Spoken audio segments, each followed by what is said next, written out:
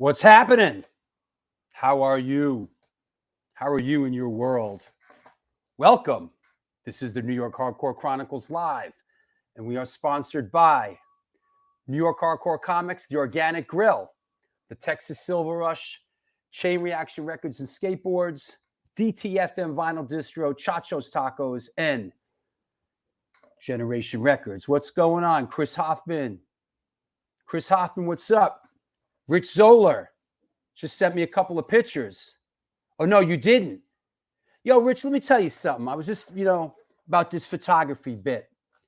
Part of the name of the game in this photography bit is you got to get your pictures out fast, bro. Get me pictures, man. Help me help you. What's up? What's up, Larry the Hunter? Boom. Boom. Whoop, there it is. Tim Daly. Tim Daly just sent me pictures. Absolutely. Yep. Come on, you got to help me help you. Huh? What up, Ken? What's up, John Chris from Portsmouth, UK? What was the name of that famous club in Portsmouth that they did the documentary about? What was the name of that club? I was there with the Misfits back in the day. Whoa, bro, I work 12 hours a day. It gets rough. Listen, bro, we've all lost ones. We've all suffered, okay? Get your priorities straight. This is rock and roll. Fuck Con Edison. All right? Good Lord. What's up, Lenny, down in North Carolina? What are you doing down in North Carolina, Letty? Come on, man. What the hell are you doing in North Carolina? Sawdust Sally, what's up? Rue on the loose. All right. Okay. Hey, what else? Harsh. It's a harsh world. It's a harsh world, man. What can I say? Hey, we're going to talk about a lot of things today. We got a great guest on, and we're going to talk about the future of the A7 Back to the New York Hardcore Roots series. We're going to actually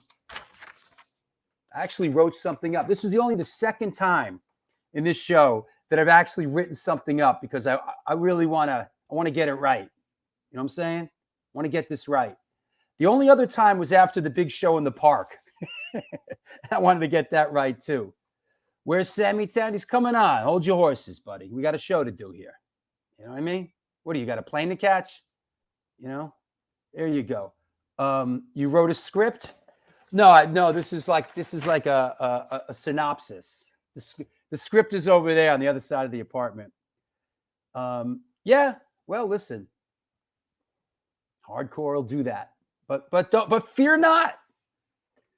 You know me. You guys know me by now. I always got plan B. Always got plan B. That said, I'm ready. You're ready. We're ready.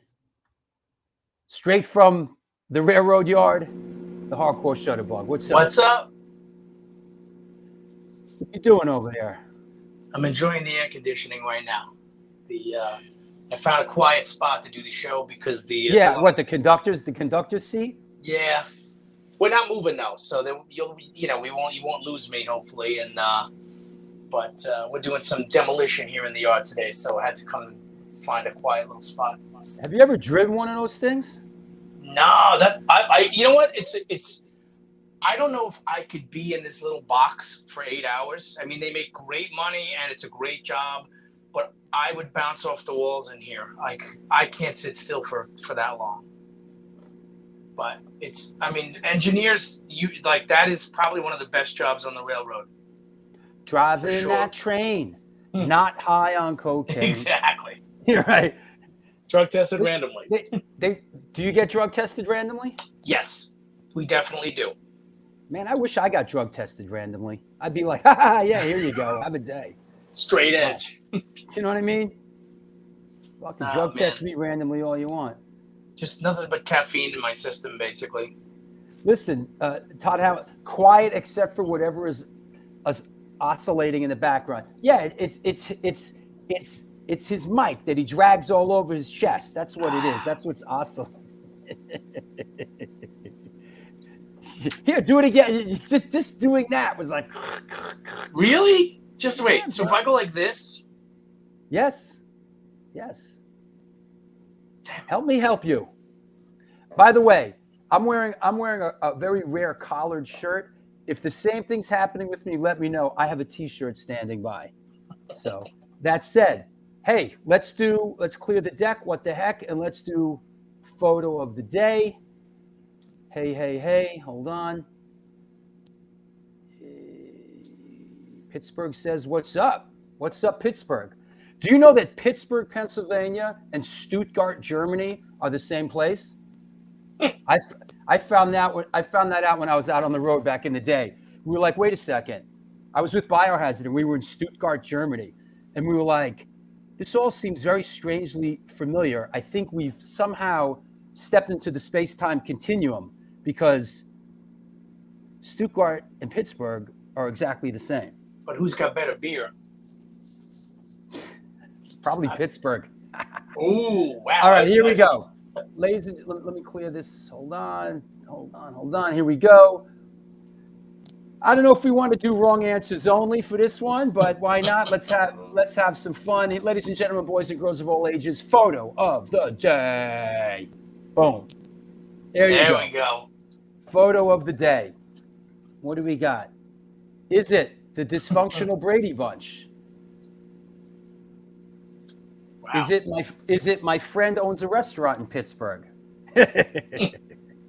Is it Benny and the Jets? Benny. Is it Woodstock? Is it the good one? That's a good one. Is it the Wu-Tang Clan? It's gonna give it to you with no trivia, just like cocaine straight from Bolivia. It's the Drew Tang Clan. Yeah, right. You know, who's your A&R? A mountain climber that plays an electric guitar. All right. Is it kindergarten field trip? Very, very close, because that's going to come up later. Is it a kindergarten field trip? Is it Romper Room? Is it the Baker's Dozens Upon Dozen? Is it any ska band in the world? Is it Grateful Dead Hangers On? Strangely enough, is it KC and the Sunshine Band? What was KC and the Sunshine Band's big hit? Was that Shake Your Booty? Get Down Tonight? Nah, Shake Your Booty, yeah. Do a little love, take a little dance, get down tonight. Yo, you know what? That shit, I hated that shit when I was a kid growing up. I love when I hear that stuff now, you know? Get down tonight. Shake, shake, shake. Shake your booty. You know? Is it Sly and the Family Stone? Is it the cast from The Warriors? Is it the gluten-free motherfuckers?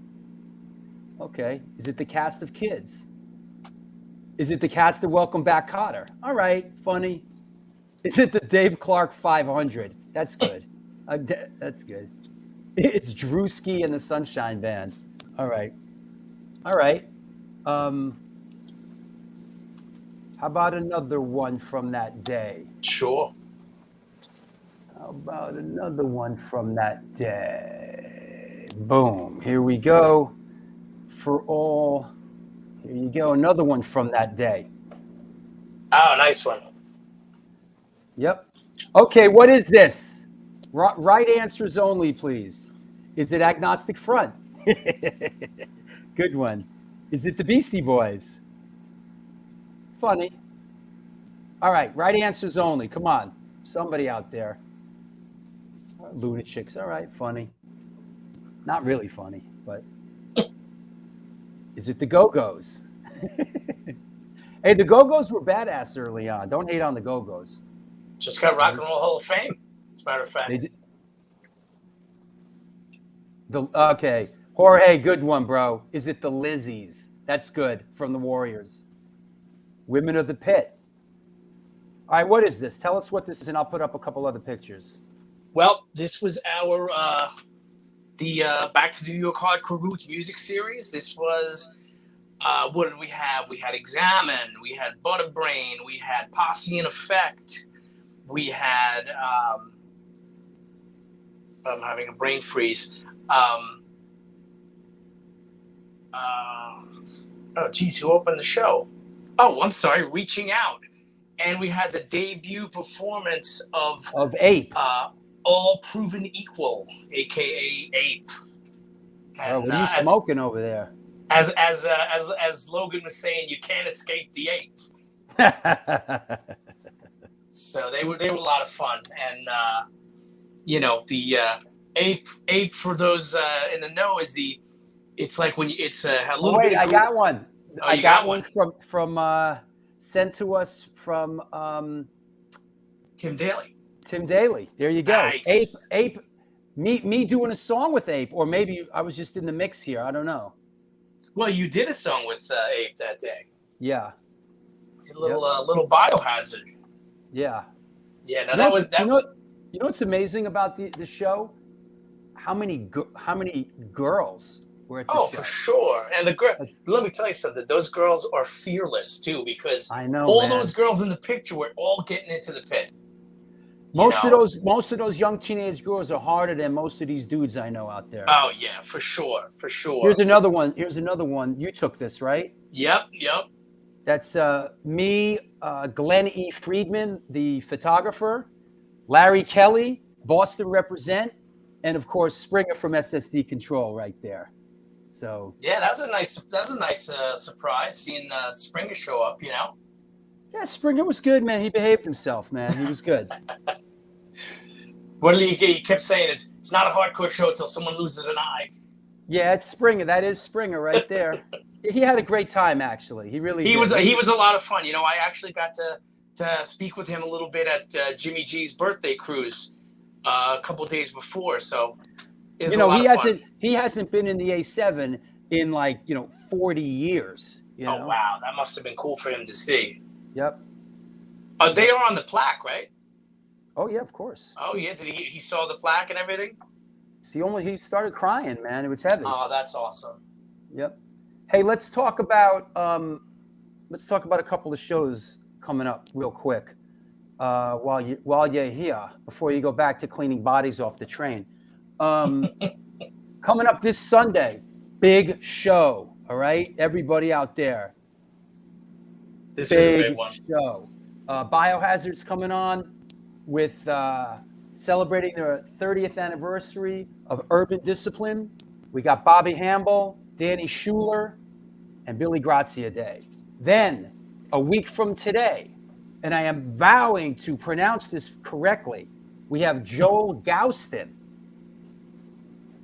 on the show, from author, musician. He was in Pigface, The Undead, and Electric Frankenstein. Then we got Vic Venom coming on August 29th. And actually, this show hasn't really been announced. On Sunday, September 5th, Stickman's coming on the show from Fury of 5 and Box Cutter and 25 to Life. James Stickman Ramen, the infamous New Jersey hardcore represent. Stickman is coming on the show. He looks like, the way we have it set up, it looks like he's giving Vic Venom the finger. Fuck you, Vic Venom. Yep, stick to life. Yep. All right, man. I'll let you get back to work. We'll bring you on at the top of the hour when we make the big A7 announcement. So what are you talking, like 4-ish? 4-ish. All right, then. I'll check 4-ish. back in there. All right, I'll talk to you later. All right, well, there you have it. Hardcore Shutterbug. This is the New York Hardcore Chronicles Live, and we are sponsored by New York Hardcore Comics, the Organic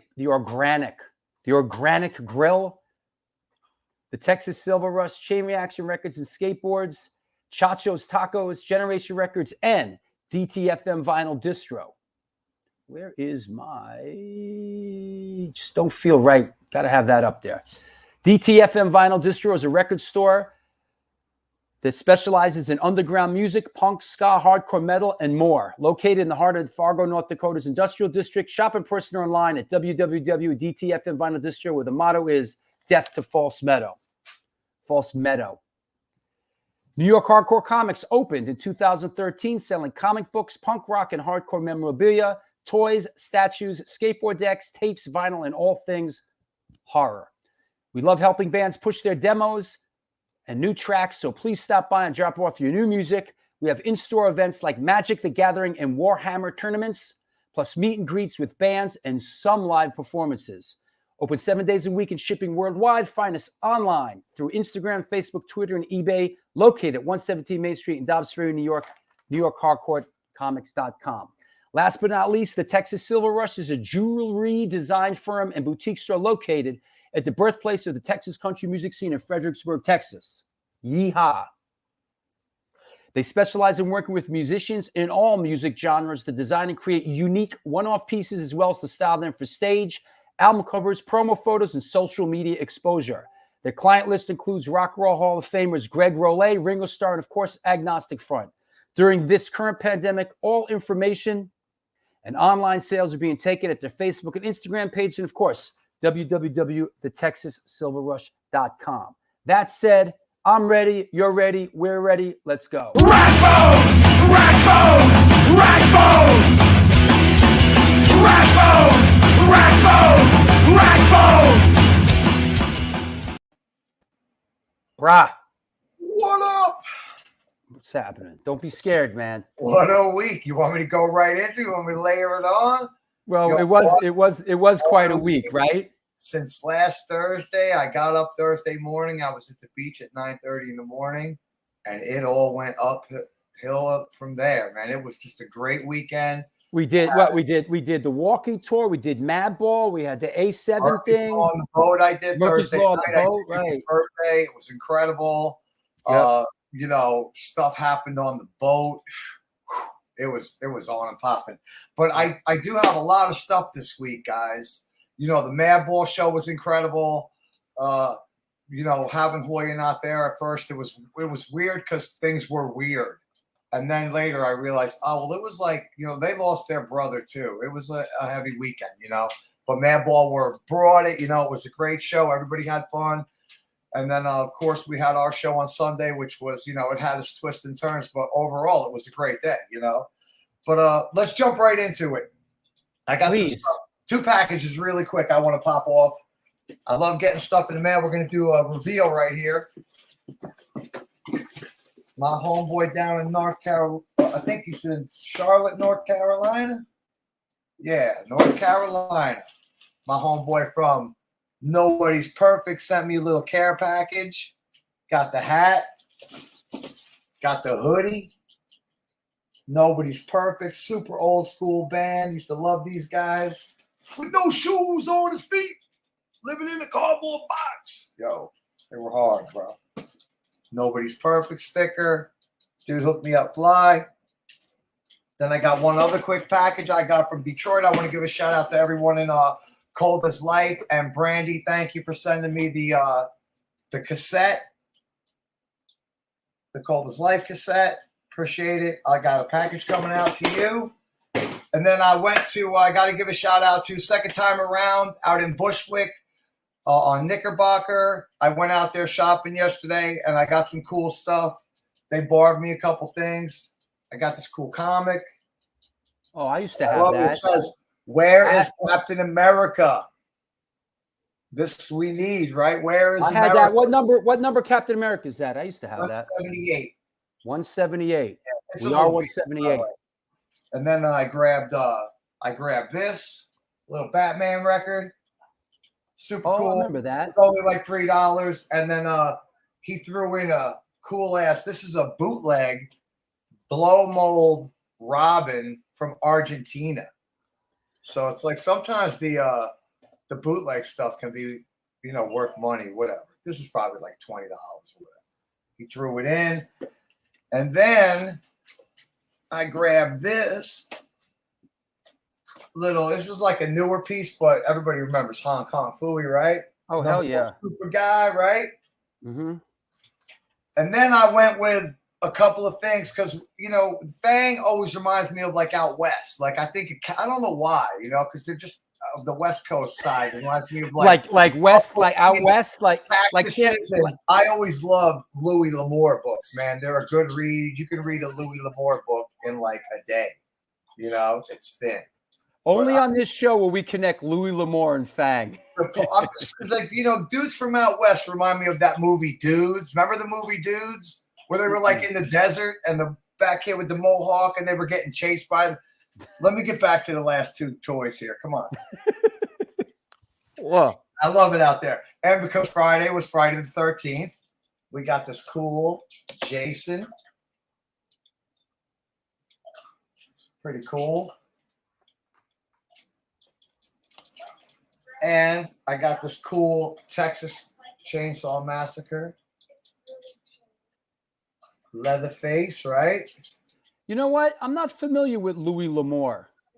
He's Louis, like a Louis L'Amour is like a Western type of author. I am not familiar with Louis absolutely L'Amour. old world frontier. You want me to break it down in 2 seconds? A Louis L'Amour book. I'll look it up. Keep going. Guy rolls into town, finds a dead body. It's got like a gold certificate note for somebody's property. Then the enemies who killed that guy roll up on him. He's got to be. He meets a girl. It's a shootout in the saloon. You know, the good guy wins. It's a good story. You know, Good book report. The last thing I got, and this is a sweet ass piece. I bought this Beast Man yesterday from Second Time Around, and he's clean. He's original. You can see how clean his paint job is. Everything's there. The original whip. You know, so you know, Right on. super cool. And then just to go with him real quick before I'm out the door, a couple of Mexican bootlegs of Skeletor. Yeah, you come up with a lot of those, man. Those are pretty cool. You know, they're cool. You know, like sometimes they bring more money than the real stuff. Last thing I got to show you before I go, because you let me have the time, Drew. I think this is for you. I showed the Subway token a couple times, but I never saw one this small. And I want to know if you remember this time. Look how small they are. Oh, absolutely, man. Absolutely. Those are New York City tokens. I would think from late 70s, They're early little, 80s. right? Yeah. And Like they used to. You see how the Y is open? There used to be a holder that would fit them. You could thread a stack of them through there. It was cool. All right. Yeah, that's what's up then. Hey, I got something for man. you. I got something for you. You want one of these, bro? Oh, what do you got? Oh, This is hold that's on. the new record?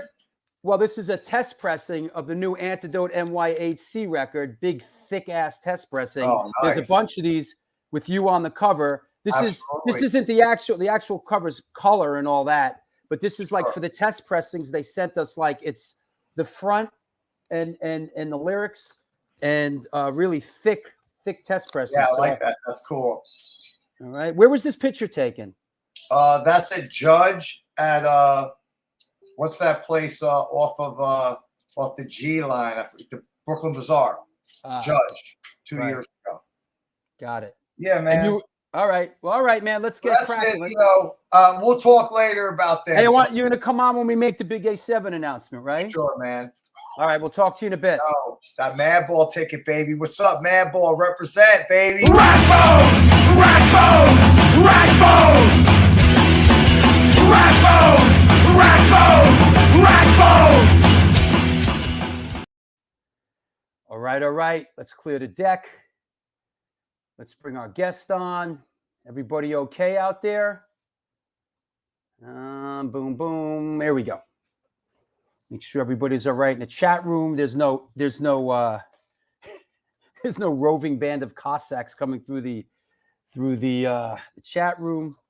Yes, rest in peace, Brooklyn Bazaar. Yeah, that was a pretty funky place, you know. Yep. Drew, where can I buy one? Not sure yet what we're going to do about this. They're going to be available at our shows. We're going to talk to our today's guest. We're actually playing a bunch of shows with the band that today's guest is in. Might put a couple up online. There's not a lot of them. The record's not coming out for a couple months, but they are all numbered, and they're all and the label is stamped. We're waiting for the stamp so we can stamp them. So we'll make a couple available. But Antidote Scarred. There you go. A Patreon raffle. That's a good one. That said, let's bring our guest on. Here we go. Today's guest is a singer-songwriter hailing from Oakland, California. He's known for his work with Cornelius Asperger and the Bi-Curious Unicorns, Reign of Terror, the Resistileros, the Disciples, and of course, for 40 years, Bay Area hardcore punk pioneers, Fang. Please welcome, coming at us from Tucson in the Valentine state of Arizona, Mr. Sammy Town, McBride. Hey, where are you? Well, I don't know. Can you hear me? Yeah, yeah, I hear you, but I don't see you. Hold on, let's try again. What's going on, man? That's a Hold first. on. Hey, you look like you froze up. Sign off and sign back on. Oh, great. All right.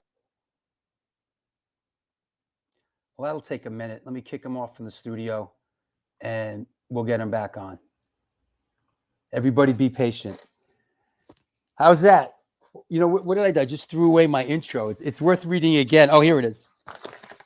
We got to ask him about Cornelius Asperger and the bi-curious unicorns. You know? No, he was on. He was on already. We did a tech check before the show, so he just froze up a little bit. So we'll get him back. Yeah, the bi-curious unicorns. Yep. I am blind. All right. Here you go. That said.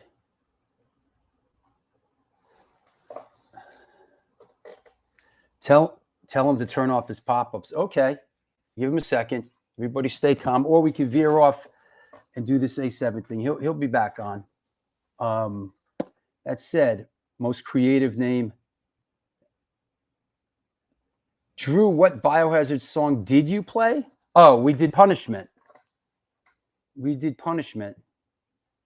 You know? So, come on, bro. What's going on? There he is. Here we go. Is it working? No, I'm not seeing you. What the fuck? Hold on. There you are. Hey. It's like frozen. Yeah. Why now? I don't know. It was working just fine. And now it's like freezing up. We were good. We were good. We were doing just fine. Let me try and log in and out one more time. Yeah, try that one more time, or we'll just try to make a go at it like this. But this is odd. We were perfect, man. Yeah, everything was good. All right, try it one more time. All right. What the hell are you doing, bro? I was finishing eating. What do you want from me? I spy, Drew. I spy. No, nosy mofo. Yep. 2021 technology. How much better can he it was get? perfect. We had him going on and everything. You know. I honestly think that the Craig Wi-Fi curse has plagued them. That's what I'm thinking. Let's hope not. Let's hope not. We'll see. Or we might have to launch into our A7 thing for a while and then try to bring him on. Man, we just tech checked with him and it was great. I know, but you know, what can you do, dude? What can you do? Okay, you know what? I'm going to sign off too. I'll be right back. Oh, really? Now you're gonna leave me here, Drew? Oh my God. Why, Drew? Why? Anyway, well, I'm not gonna say much yet, people, because of course, what do you expect from me? Were you running the show? Were you running the show in my absence? Well, no, it's your show, Drew, not my show. It's right. Your show. Yeah. So Hey, man. It's still frozen. I don't know, bro. Oh, man. It's still frozen up. Well, I could hear you. Okay. All right. Let's try this, and maybe you're like snapping in and out. Let's try this, and maybe it'll come out of it. That's so weird because it was working just fine. Yeah, we're getting like every few frames of you. Yeah. So nobody wants to. We'll get a good one and just keep it on that one. Yeah. No, you're snapping in every couple of frames. So, but we hear you okay. So let's try this, and then hopefully maybe it'll snap in. So, what's the latest? Welcome. Thanks for coming on. Thanks for having me. Yeah. What's the latest? What's going on with you since the pandemic? In the last year or so, how's things changed? Obviously, we haven't been playing any live shows. We were working on recording a new record, and we got a few songs recorded. We did a video of one that's it's out there. It's on YouTube. It's called Minneapolis. You know, it's about the Minneapolis police station burning, and so that came out, and then we have a 7-inch that's supposed to drop here a couple more months. We're waiting on it. It's on Die Laughing Records, and it's a split 7-inch with a band called Let It Bleed, also from Oakland, California. So you had a year there to sort of do some recording and stuff. Yeah, I mean, we still got a ways to go to finish the full length, and we had a drummer change. Our drummer left because he had some physical issues and really was struggling being able to play drums. So we've been breaking in a new drummer, and we're about to hit the road. You know, so we'll be coming to you live shortly. Yeah, and we're doing a couple of shows together. Yeah. We got New York, we got Long Beach, and San Francisco. Absolutely. So how did you come up? Did you grow up in a musical household? And how did music come into your life? You know, I mean, my mom listened to records and stuff, but music, you know, and there was always some music around, but there was just a lot of music happening in the Bay Area. Mm-hmm. You know, it was, you know, I mean, there's a lot of killer music, you know, just growing up in the Bay Area in the 60s and the 70s, there was just a lot of music. And I just, from, you know, just at a young age, I love music, you know. And it was funny, you were talking about Casey and the Sunshine Band, and, yeah, you know, growing up in the Bay Area, you know, in the 60s and the 70s, it was like R&B, you know, and then disco, you know, but Sly and the Family Stone, and, you know, there was Tower of Power, you know, that was. And the just Bay awesome. Area, the Bay Area is such a hot spot for music, right? I mean, it's a music city. I mean, like New York. Yes, I think that the Bay Area has always been a hotbed of music. You know, it's always been super important to the culture. Yeah. You know, and it's been a starting point for a lot of bands. Yeah. You know, for sure. You know, so I think that you know, it was always around, and I just gravitated towards it. You know, and I love music. Like I said early on, it was R&B for me, and then disco, like Parliament Funkadelic, you know, stuff like that. That, you know, and then of course punk rock came, and you know, and I was like, it was on, you know, at that point. How did punk rock come into your orbit?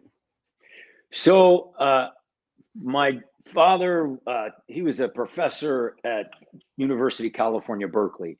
Oh, wow. And Your dad was a professor. Yeah, and in fact, in Berkeley, a lot of the sort of first wave punk rock kids, we were all university brats, you know, and so we moved to the UK in 78 or 79. He went on sabbatical, and so we moved to Wales, and that's where I got turned on to punk rock music. There was a kid that I became friends with. I was going to school in a small town in Wales, and this kid that I made friends with, we went to his house after school, and he's like, "Hey, I got this new record.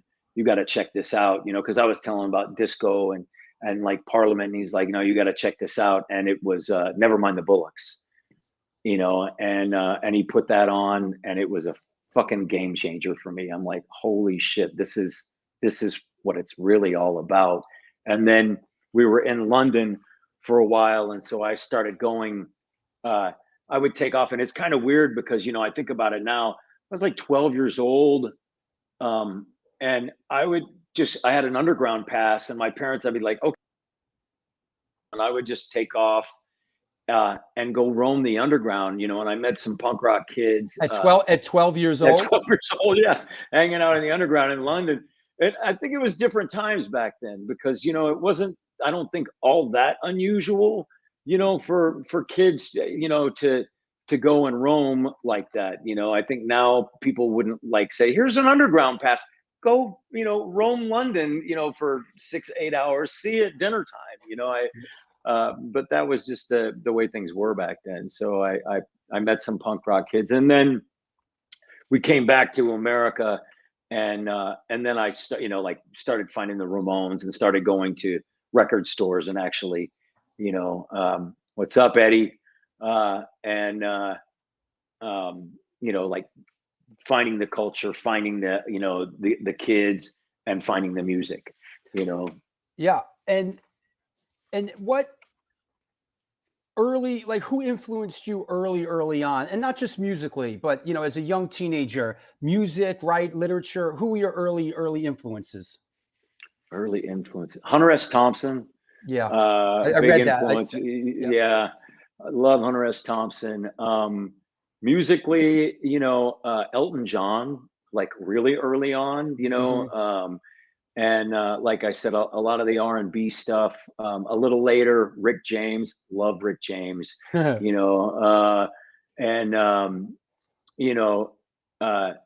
and then when I got into punk rock, I love the Sex Pistols, huge influence early on. But there was, once I sort of found punk rock, like it was like the Sex Pistols and the Ramones, and then it was local bands, like once I got in the scene. And also another huge influence was the Jim Carroll band.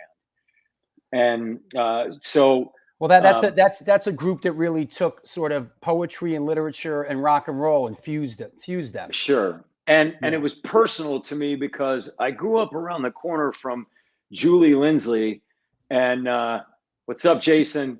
And her brother was the bass player for Amsterdam, which, Jim Carroll took Amsterdam and they became the Jim Carroll band. Right. So we would go as, like kids, like, I don't know, maybe 11, something like that, and go see go see Julie's older brother play, play in the Jim Carroll band. So that was a huge influence, Now, in 1980, you got jammed up a little bit, right? And you came to New York, like you were like 14, 15 years old, right? Tell us a little bit about how you ended up in New York at 14 years old. We were talking about that yesterday. So I was on felony probation when I was 13. I picked up a GTA and a breaking and entering. So I was on felony probation, and they started this program in, it was all throughout the United States, and it was called Close Up. And kids could pay to go to DC to experience the government close up. That's what the whole deal was.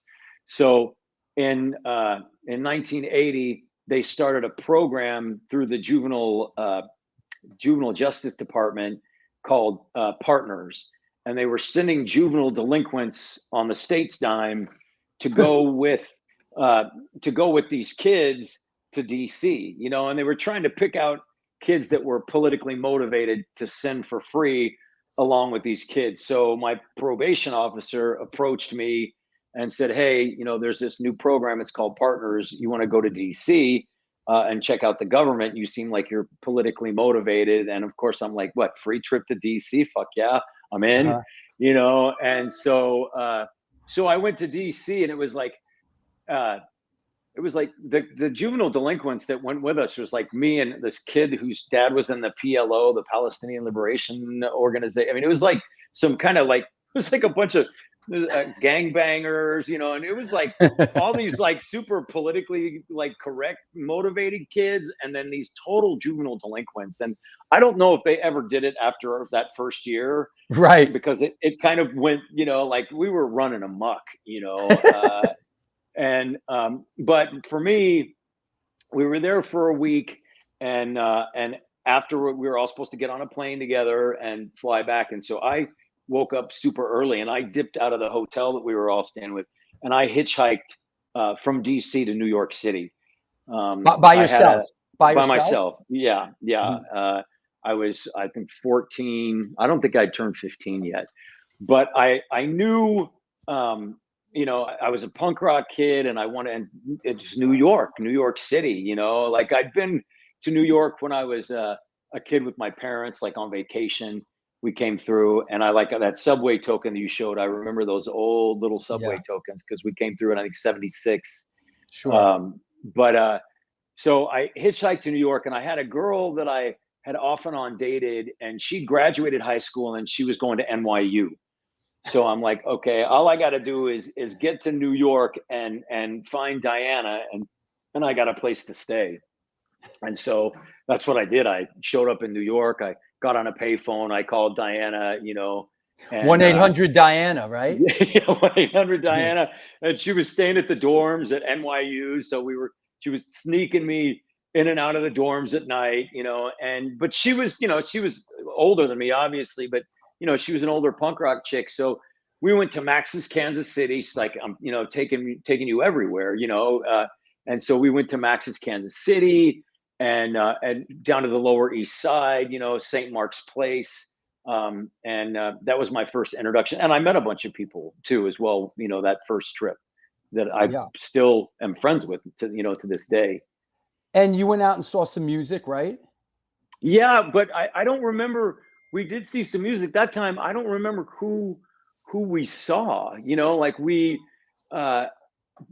because I remember hanging out at Max's, and I don't even know if there was live music going on there, but that was the first time I met Harley, was at Max's. And, you know, and so like, I'm a 14-year-old kid, you know, like, you know, and it's not like I looked almost that much older than 14, but I'm in Max's with this girl, and I look across the room, and there's another kid like my age, you know, like we're both little kids, you know, hanging out in this bar, you know, where everybody are, you know, they're mostly adults. And so it's amazing. It is amazing how back then 14-year-old kids unsupervised are in bars. Right. And no one gave a fuck, you know, but I looked at this kid and he looked at me, and we just like walked up to each other immediately because we're like, okay, who is this other kid in the bar? And it was Harley. And you know, we introduced ourselves, you know, and he was like, you know, and I'm like, I'm Sammy, I'm from California. He's like, I'm Harley, I'm from the Stimulators, you know. And so we just started you know, we started talking and hanging out, and that was a long time ago, you know, and Harley and I have been you know, friends ever since. I also met hanging out on the St. Mark's Place, because that was the hangout, you know, back then. You know, everybody hung out. This is 1980? 1980, yeah. Right. Everybody was hanging out on the stoops on St. Mark's. And I met, you know, Lazar. I met Jimmy. I met Booby and Chris Sharuki, rest in peace. You know, Alex from Cause for Alarm. You know, and we were talking about this yesterday, and I met these two kids and hung out with them, and I think they were in a band called The Afflicted, right? New York. And we were gonna ask about this. Does anybody know or remember in the early '80s a band called The Afflicted? I sort of vaguely remember it, but if anybody in the chat room there remembers The Afflicted, post something up about them. You know? Or it might have been something like that, but they were these two guys, and I don't remember their names either. But I hung out with them, and we, you know, so I made these connections with people, and then, you know, I started coming to New York fairly regularly after that. You know, just soon after that, I had when I turned 15, my mom finally had gotten tired of me. She threw me out. And I remember the name on, yeah. And so I was living on the streets for a while, and then finally I got brought into a crime family, in the Northern California acid family. And so, you know, like I was 15, they gave me a gun. They, you know, brought me into the family, and I started doing runs for them. And so I was bringing acid to the East Coast, and helping them take care of business. They did a lot of business on the East Coast. So I was out. Sorry not to interrupt. Doug Holland, I think Doug Holland from Kraut, who ended up in Kraut, might have been in The Afflicted. Okay. That makes some sense. Yeah. Yeah. I've actually, that you bring up Kraut. We have a shirt that it's from a flyer. It's GBH Fang and Kraut's great flyer I just found. And we started doing some shirts from that show. Kraut were a great band. Yeah, you know? yeah, absolutely. So you fall into this, and I mean, so acid was really sort of your racket, right? Yeah. I was brought into the acid family. And so I started, I was 15. And back then it was like tears. I mean, that's something on the East Coast people understand. It's like I was this guy, his boy, you would have people that worked under you, and you would bring them in to the family, and I would work specifically for one older guy, and so that's what I did. And so I started coming to New York regularly, and these people that I met on the Lower East Side, since I was, I'd come out, stay a couple weeks, I started going to shows and got to know Lazar really well, because I would stay with her often. Jimmy was working at the Pyramid at that time. Johnny Stiff, all those guys, that were hanging out. That's Lazar in this shot, That's right? Lazar. And I'm not sure who the guy is. It might have been, she had a boyfriend from Boston that moved in. No, for a while. I know who this is. He's in a couple other pictures. It'll come to me, or if anybody out there recognizes who this is. But this is the infamous Lazar, She was pretty infamous too. She was, and she's wearing. Look at her shirt says "Not guilty." Yeah. Yes. Yeah. And she had this apartment. She had this apartment right off Fifth Avenue on 15th Street. And so right. I didn't even ever call her. I would just roll into New York, and I would show up and knock on the door, and right. and so and I always at least had a floor to crash on. If she had a boyfriend at the time, I'd crash on the floor. If she didn't have a boyfriend at the time, I'd crash in her bed, and that was just kind of the way that Lazar rolled, So, but yeah, I mean, like I made these connections, and Joe Coleman, the artist, he was Sure. living in the Lower East Side. We became friends. Joe Coleman, was Joe Coleman the dude that used to he did performance art? He used to with the fireworks and all that, blow himself up. Oh, bro, I saw him a couple of times, man. That was just nuts. Yeah, and we're still friends. He did crazy performance art back then, and and he became a pretty famous artist now. He's a great painter, and many memories in Lazar's apartment. That was fucking many memories in Lazar's apartment. Here you go. Chris Hoffman says, I met Lazar once through my friend John. She scared me. Rest in peace. And I don't know. I was asking Drew yesterday when we were talking. I never knew what happened to Lazar. We had stayed in touch for many years, and then she dropped off the map. And Drew had said she'd passed away, which I kind of assumed, since I hadn't heard anything even about her for 10 or more years, but I don't know if anybody knows what exactly happened to her. I always wondered, Yeah.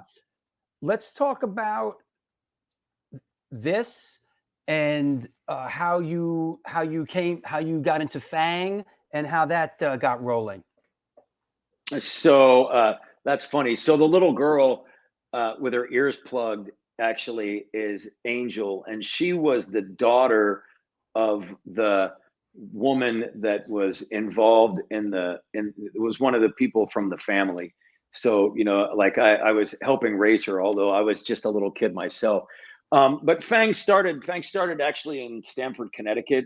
Tom Flynn and this guy Brian. Stamford, Connecticut.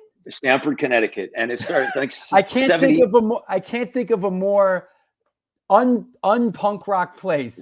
Right. And there was Tom Flynn and this other guy Brian, and they started this sort of noise band called Fang. They put out a 7-inch in '78, I believe.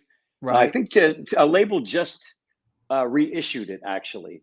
Mm-hmm. So it's just got reissued. It's two songs, I think, Enjoy the View and Yukon Fang. And so touring, and then and then they both graduated. I think they were in high school when they did this. They both graduated high school, and Brian went to college in Austin, and then Tom Flynn went to college in Chicago for a minute, and then he said fuck school, and he moved to California. And so so when he moved to California, he started Fang back up. And originally it was him and Chris Wilson, the bass player. Tom was singing, Chris was playing bass, and they had this drummer, Chris Ritter. But that drummer quit, or they fired him, and they were looking for new drummers. So the drummer in that picture is Joel Fox, and Joel Fox was my best friend at the time, which is weird because I was 15 and Joel was like 22.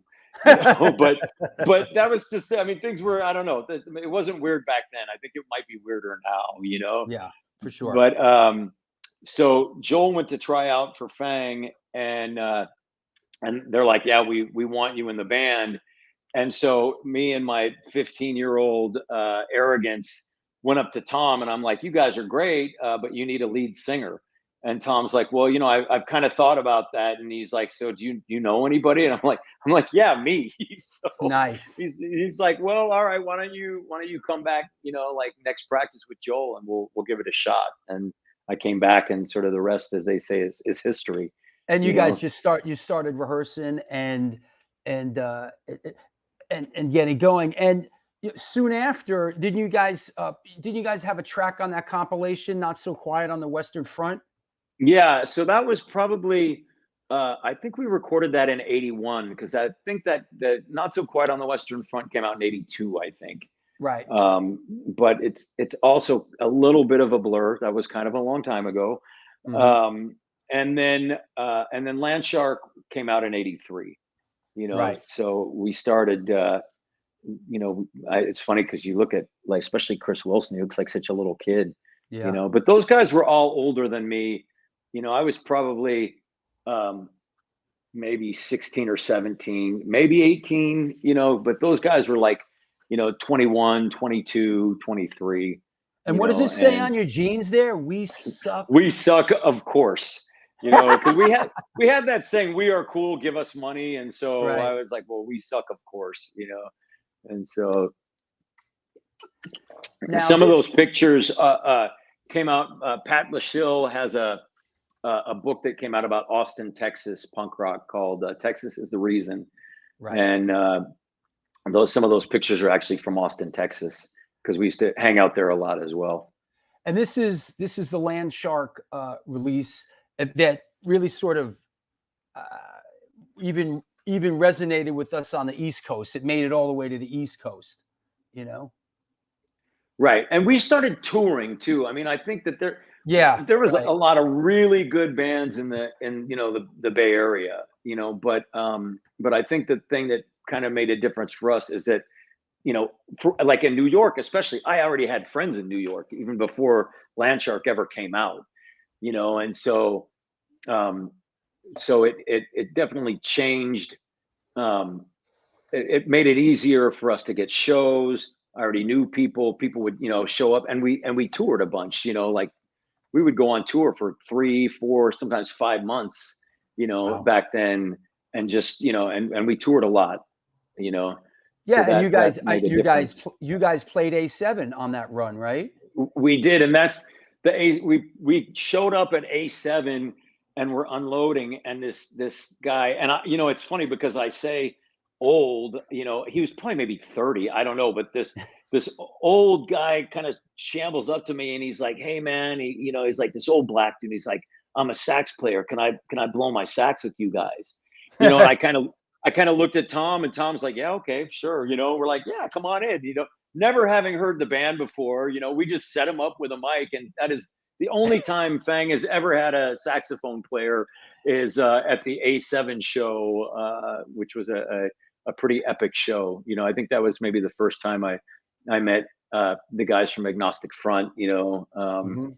and became friends with those guys, and Murphy's Law. Well, I'd met Jimmy from Murphy's Law before, because he was a staple in the Lower East Side always, because he was always at the Pyramid working, Yep. and so, but yeah, that was such a A7 in the Lower East Side back then. I loved it because it was, I mean, I'd started shooting dope. You found that flyer too. Yeah, man. from the infamous Staten Island show. Now we were talking the other day, and I was a bit surprised to find out that you were at this show, which basically deteriorated into a brawl, really, right? Yeah. Well, at least it didn't happen And until the show was kind of over. There's a you know? Lazar and a Eugene tie-in here, right? Yeah, and that was funny too because I was just in New York on one of my business trips, Right. and so Lazar was like, okay, we're going to a show on Staten Island, and everybody collected at the Staten Island Ferry Building to take the crucial cruise. It's like, okay, we're all showing up for the crucial cruise at 7:00 or whatever, and so I'm with Lazar and Booby and Sharuki and I think some of the guys from the Afflicted and all of a sudden I'm sitting there and there's Eugene, from Whipping Boy from California, and he's like, Sammy, what are you doing here? And I'm like, dude, what are you doing there? And so, which was awesome, because we'd played with Eugene. I love Eugene. We're still friends to this day. So Yeah. we all roll over to Staten Island, and there's just like, I don't remember. It seemed like it was kind of a long walk from the Ferry Building to where the show was, but we walked, and so it's just like a string of punk rockers, all filing down the road, going to the Staten Island, to the Paramount, and we walk up and we're standing in front, and all of a sudden DH, the drummer for Dead Kennedys, walks out the front door and he sees me and Eugene. He's like, what are you guys doing here? And so DH gets all of us in. He's like, well, come on, you can come on with, and so we all go to the show. Amazing. These are great pictures. Damn. I took these. Damn, that's fucking awesome. Isn't that wild? I have a bunch of these. I don't know how or why, but I took a bunch of pictures that night. This is one of my friggin' pictures. Damn, Yeah. And so at least the show was killer. I mean, come on, what a lineup. That's like a retarded lineup. It's so good, Yeah. Yeah. And so anyway, we're all, punk rock, everyone's fucking having a blast, great show. And it was after the show, and it's funny because I've heard a couple different versions, like this is what I remember, Eugene was on the show and he told us his version. So let's hear your take on it.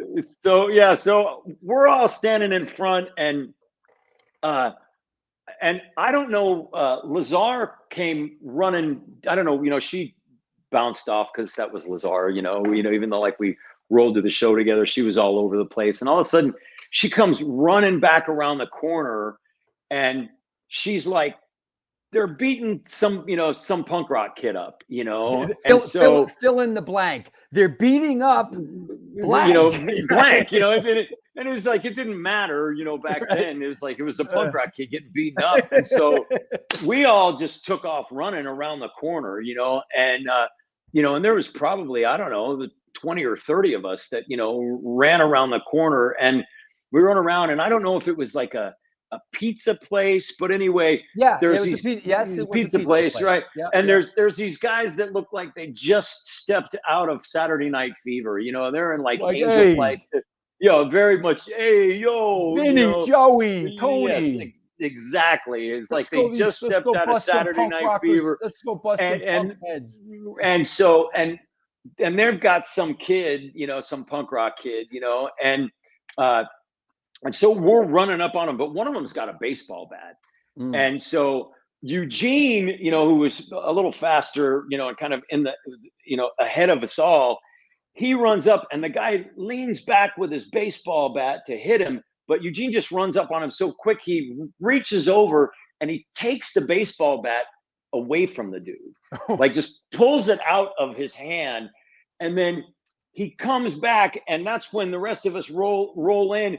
And the guys that just got his baseball bat taken is going, I give, and Eugene goes, you give blood, and then it just goes off, And so then we're fighting these dudes, but they, like I said, there was like 20, we were like 20 or 30 deep, so we stomped them pretty quick, pretty fast, and and then pick up the kid who was getting his ass kicked. And then we're walking all as a group back to this, trying to get back to the Staten Island Ferry building. And for me, it was like, so warriors, because we're in like enemy territory and we've just fought these dudes, and so every car that's driving by, I'm thinking that they're going to pull out a gun and start shooting at us. And it's we're just trying to get back to the ferry building to get on the ferry, and luckily we made it back to the ferry building without incident and went back to Manhattan. And here's then another shot that I took that night. This is taken awesome. from behind Kraut. You can see Doug Kraut, Holland. Doug Holland yeah. on the left, Doug Cowan on the right, and that's Johnny Fido. But yeah, I got a bunch of shots from that night. Go figure. That was such an epic show, such a great show, and then such a killer ending to the show too. Because there was definitely, there was a lot of unity. Like you beat one punk rocker down, you're gonna deal with all of us. And Gene, when Gene was on the show, he said, which was cool. He was like, this was, I've been involved in a lot of like brawls, but this is one where we won. Yes. Right. We actually won this one. It was probably I was there too. And in the middle of this thing, I lost my keys to my van. Like my van was in that parking lot across the street from the place. And somehow the whole scrap, everyone was on one side of the street, and it was like going back and forth. And it was time to break out. And I couldn't find, somehow in the whole melee, I lost the keys to my van. And I think so what did you do? Did you ever find them? Or? And I was with a bunch of friends from that later, I think that were in the band The High and the Mighty with me later, but they were like friends from the guys from the neighborhood that we went to the show. And what I did was I got an SSD Controls van, and they were on their way back to Boston. They dropped me off in Manhattan, and I went to my dad's place where I had an extra set of keys, and I got the extra set of keys. And if I remember correctly, I think I might have taken a cab from his place back out to Staten Island. And when I showed up, the sun was just coming back up, and there was glass everywhere. And my van was like the only thing sitting in the parking lot. And my fucking friends were still there, and I gathered them up, and we headed home. Damn. Yeah. Well, I had a better night than you, because we went back to Manhattan, and then Lazar and Booby used to have the station wagon, and he parked it. And yes. And so we all piled in Booby's station wagon, and we went over to one of the public swimming pools, and it was like 4:00 in the morning, and we all like climbed the fence, and it was like a pool party. There was probably like 100 kids in the swimming pool at 4:00 in the morning in Manhattan. It was so awesome. Growing up as a city kid, that's what we would do. We would. Now, I don't know if you jumped in a city pool, but I mean, we used to do that too. There's one at John Jay. There's these city pools everywhere, and during the summer when they're filled, back then you could jump the fence and hop in the pool and have some fun. Yeah. Yeah, no, we didn't do that in the Bay Area. There were no pools where you could climb the fence really and just hop in there, And so that was, for me, that was like an epic experience. I mean, it was an epic night, but then it was so good, And so, like I said, I had a lot of great experiences like that with the New York kids, hanging out, back on the Lower East Side, back, on St. Mark's Place, and hooking up with those and friends that I, stayed friends with, still to this day. Absolutely. Another thing that we came across when we were chatting the other day, and like to get your take on it, just sort of like the abbreviated version, was this infamous Misfits show at the Elite Club on April 10th, 1982, which, on the East Coast, the way it filtered back to us was Misfits played out, out in San Francisco in that area. And people came to the show and were like whipping full beers at them and throwing shit at them. And it got ugly. There was a bunch of fights.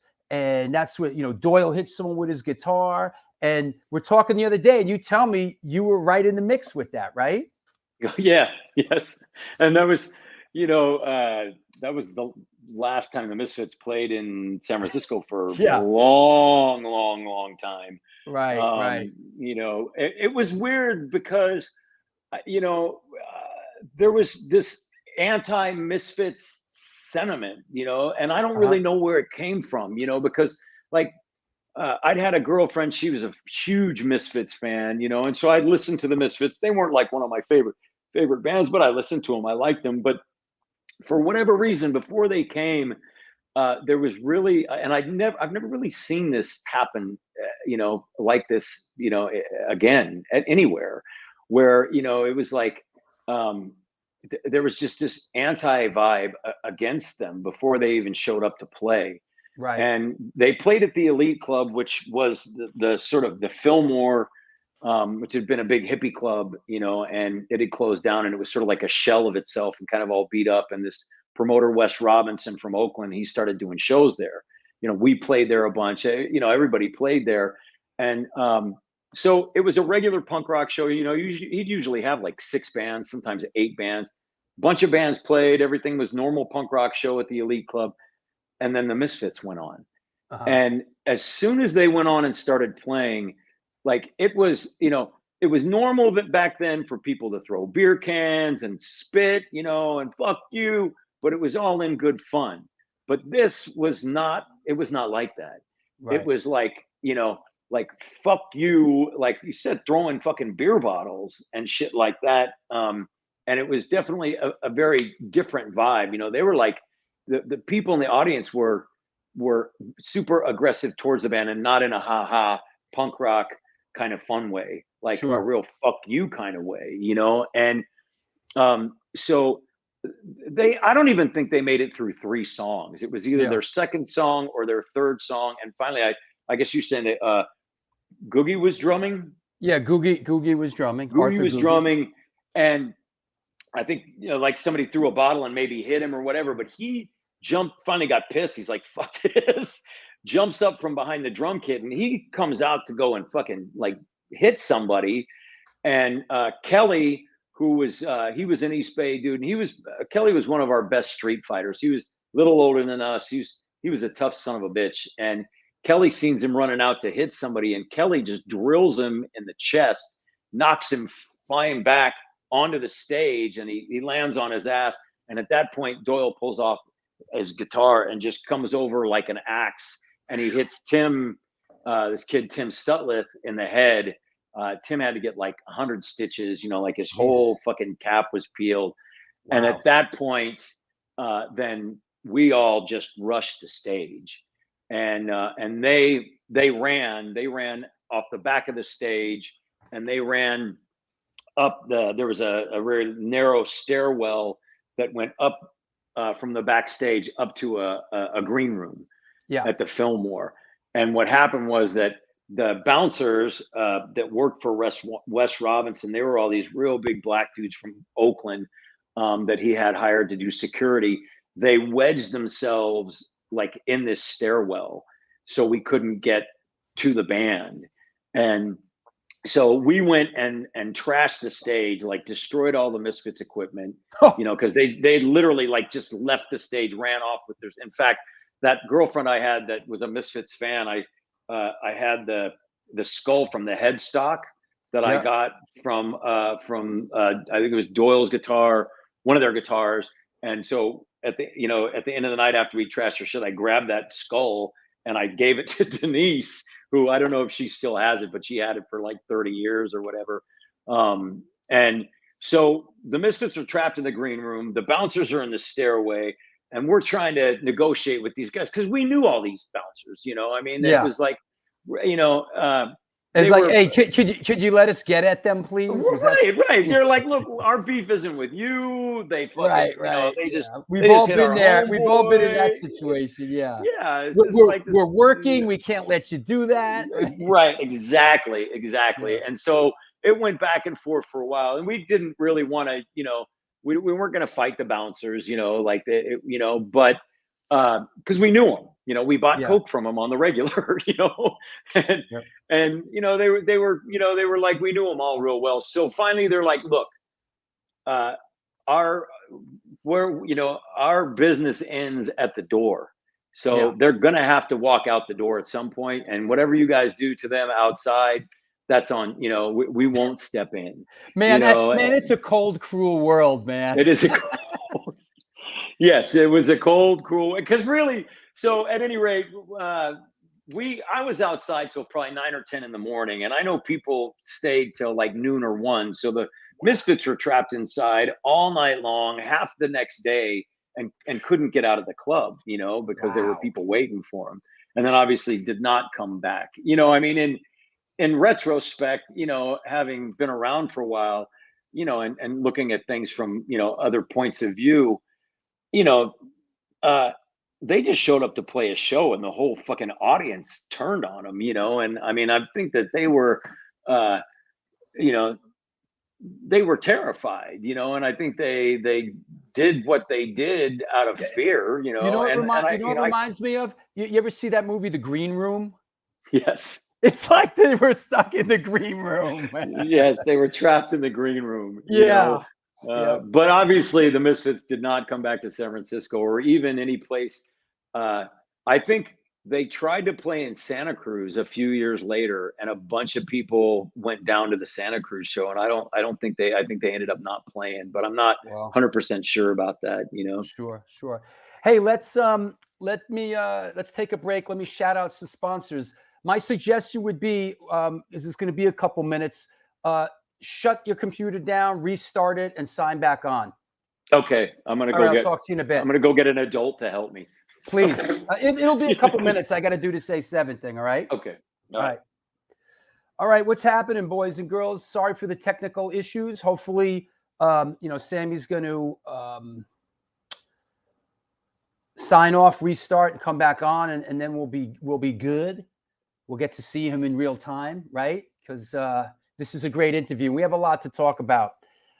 This is the New York Hardcore Chronicles Live. We are sponsored by New York Hardcore Comics, The Organic Real, the Texas Silver Rush, Chain Reaction Records and Skateboards, DTFM Vinyl Distro, Generation Records, and located in Corpus Christi, Texas, Chacho's Tacos. Opened their doors in 2001. Home of the almighty Chacho's Taco. They cook up an incredible home-style Tex-Mex food, and this month they're celebrating their 20th anniversary. They've been supporting underground music since the beginning, and in their own words, we ain't stopping anytime soon. Touring bands that play Corpus Christi, swing by and get a home-cooked meal at Chacho's Tacos. We got you. The underground scene will never die. Please follow us on Facebook or on Instagram, Chacho's Tacos. That said, let's see. Let's do, how about Chain Reaction Records and Skateboards.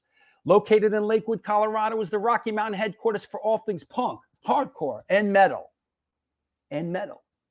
Established in 2014, they have the largest selection of records, CDs, shirts, stickers, patches, and accessories between Chicago and Los Angeles. From the pit to the ditch, they've got your back. Get in touch with them at www.chainreactionrecords.com. That said, how's everybody doing in the chat room? What's up? Gutierrez.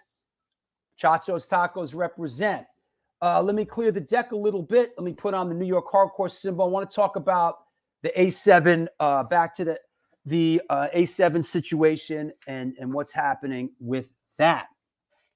Chris Contos, what's up? Sammy's coming back in a couple minutes, man. Hold your horses, San Francisco, dude. In the meantime, talk a little bit about the A7 show and the series, the New York Hardcore, Back to the New York Hardcore Roots series, and what happened. I prepared a statement. Second time ever on the show because I wanted to get it right. You know what I'm saying? So here we go. This past Sunday was the 18th and final Back to the New York Hardcore Roots series event that we have done at our beloved A7, the birthplace of New York Hardcore. It was truly a great run that brought many people together and gave a platform for many new bands to be heard.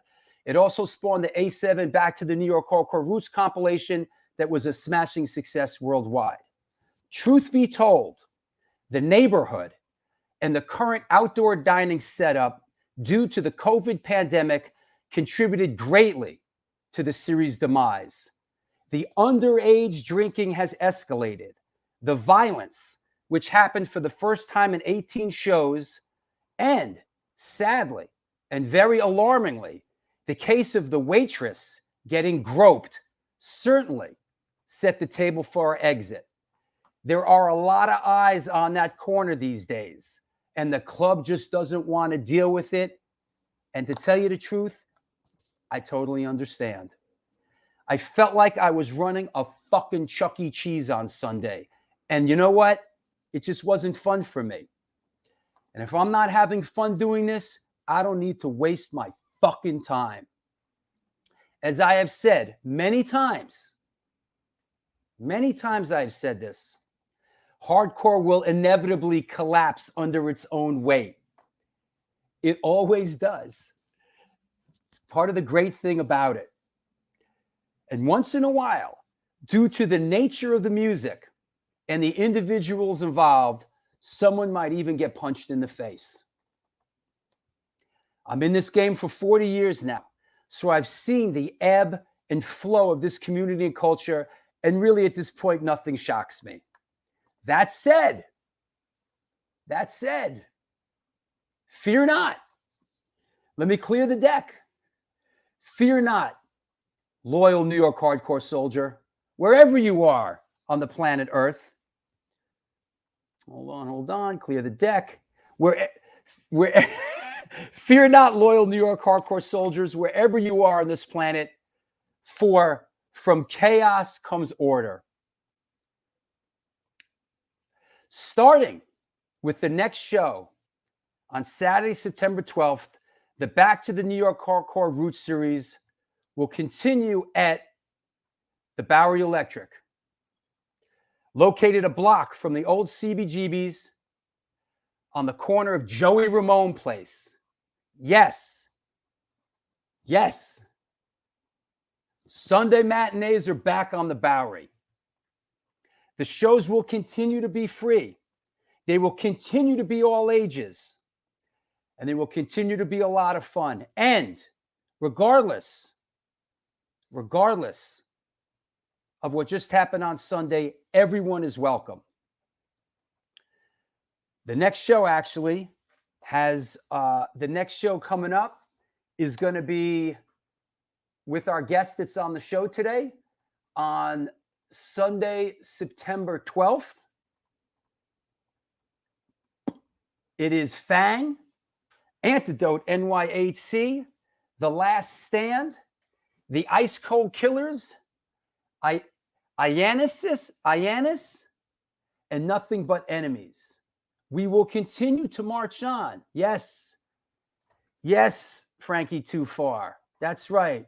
Yes, Matt Melnick of Darkside NYHC. Chris Contos, thank you, brother. Your efforts are noble and much appreciated. I do it because I love it. God bless Jesse Mallon. That's right, man. So, that's what's going on, man. And I'm not getting on here and I'm not getting into some, this happened and blah, blah, blah, blah. Listen, man, hardcore will inevitably collapse on itself. We have to keep our sense of humor about these things. But I will say this. One thing that's down but not out. One thing that's really fucked up. I got to say something that's really off. That's very, look, people get clocked. I get that. It's hardcore. Once in a while, this happens. Although it was a very ugly scene, but groping a waitress was very disturbing to me. This kind of behavior is just absolutely unacceptable. And the strange thing about it was a girl that was groping another girl. That's the world we live in now. But, Rat Bones, you got groped too. Yeah, right. Great to hear. Please do not. Don't worry. We'll fuck it up, but hopefully not right away. Yeah, man. And yep. It's all happening, man. Ionis. Thank you. I know he's told me that many times, and you know. So there you go. Yep. Let's see. Let's bring on Sid. Let's bring on Rat. What do you make of this, Sid? You know what, Drew? Things happen. I mean, we've seen this over and over again over the decades. Even at one point, CB stopped doing Sunday matinees just from a lot of stupid shit, you know, compounding. And you said, you know, what goes up must come down. But hopefully we could keep this one going a little longer. You know, just the simple history of what that street, within that one block alone, you know, Joey Ramone Place, and, you know, a half a click over from what used to be CBGB's. Literally next door was Great Gildersleeves. Like, you know, hopefully, this will be a good thing. Well, Great Gildersleeves is literally right next door. Literally. Right? And that is the word of the day. Literally. Yep. Hey, Sammy, is that you? All right. How's that? Can you hear me? Yeah, man. Wow, you're moving. Yeah, You're in real time brother. It's Brother. Okay. I changed computers. I got a qualified adult to help me. You know, so Listen. I owe your gal big time, bro. Thank God she's smart. All right. So let's finish up this business here with the A7 stuff. And Sid, you're going to be DJing these shows, right? Yep. It's actually been almost over 2 years since I've even DJed at Bowery Electric. I mean, mainly I've been there now since 2008 so far. I've been working at that venue. So it's good just to be back up on the purge and doing my thing. Yep. Hey, Rat, what do you make of this?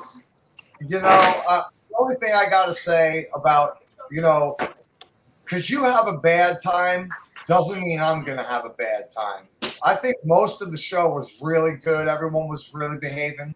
We let it get a little wild, but you can't put everyone. I'm on my side in the world. Okay. I got a kid. I got a life. We do this thing. It's all good. If you press up on someone and they react and you got it, you got to accept that and move on. You can't fight everybody's battles for them and all this stuff. It happened. The other dude shouldn't have got so upset that he wanted to fight everybody or question our loyalty to him too. We could go on about it, but it is what it is. I'm on my side. Don't come at me and think because your friend don't like this friend and that friend and I talk to them. I talk to everybody. Well, it's all a big. So it is what it is. It is what it is, man. Stuff happens. It's hardcore, That's it, man. So all right, that's what's happening in a couple of weeks. And let's get on with our guest, and I'll talk to you. I'll talk to you, Sid and Rat. I'll talk to you. Oh, wait. Well, looking forward. While you got Rat there, I want to say thanks for the Louis L'Amour shout out because I've read every Louis L'Amour book probably ever written. When you do time in California prisons, that's about the only books that you can find. So Louis L'Amour is popular in the inmate population in California. And listening so far, like we were those acid mescaline selling cowboys of the 80s at the punk rock shows. So it's really cool you were, you're living the life. Get back to it, guys, and we'll see you. We'll see you in a few. All right, Rat. Thank you, buddy. I'll talk to you guys. Okay, Sid, we'll see you. Well, all right. Good to see you, man.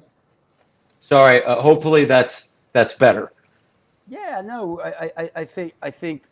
Hey, shouting out Al Baril from SSD Control. What's up, brother? Yep.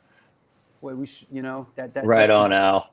One of the great bands that played that day.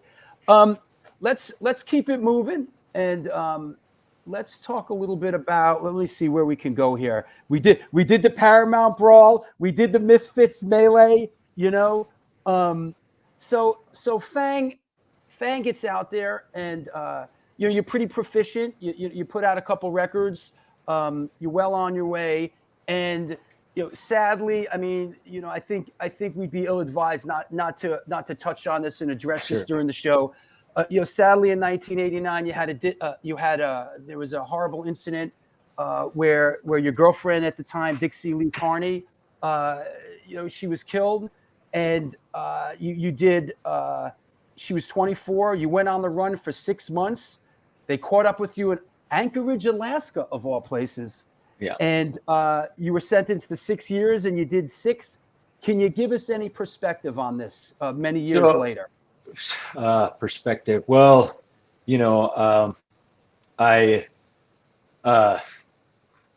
was a drug dealer, and Dixie was my business partner, and I could tell you what happened, but ultimately, that's not necessary. Nothing really. There's no excuse for what I did, and I can't change what I did. Of course. I wish that I could. We were. I caught her and another guy. They were having an affair, and I caught her out, and in a moment of rage, I did what I did, and you can make a decision that in a matter of seconds changes everything.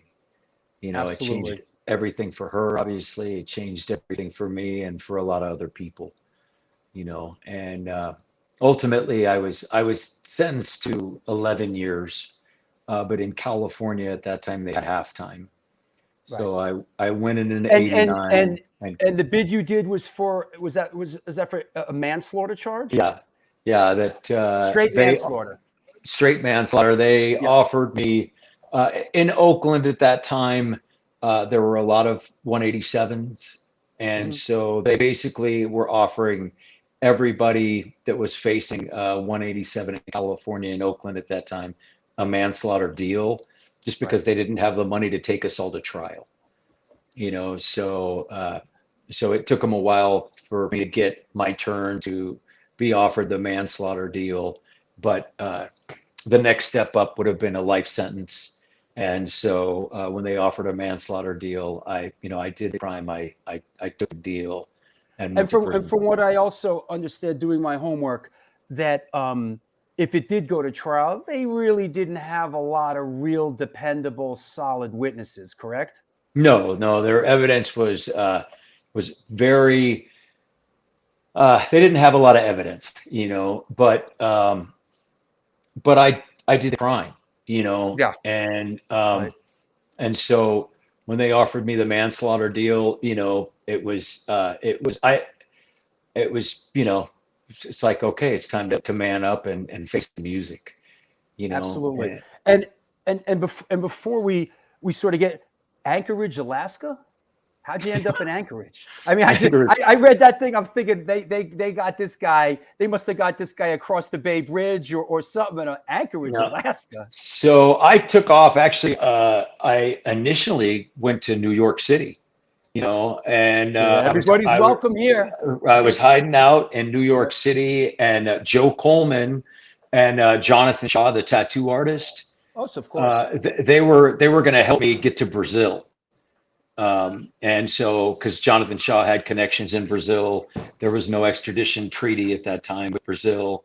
So they were working on getting me to Brazil, and things got a little just too hot, like I figured they were going to catch up with me in New York. So I went to Wisconsin for a little while, came back to California, and I had a friend that had moved up to Anchorage, and she's like, you can easily get lost up here.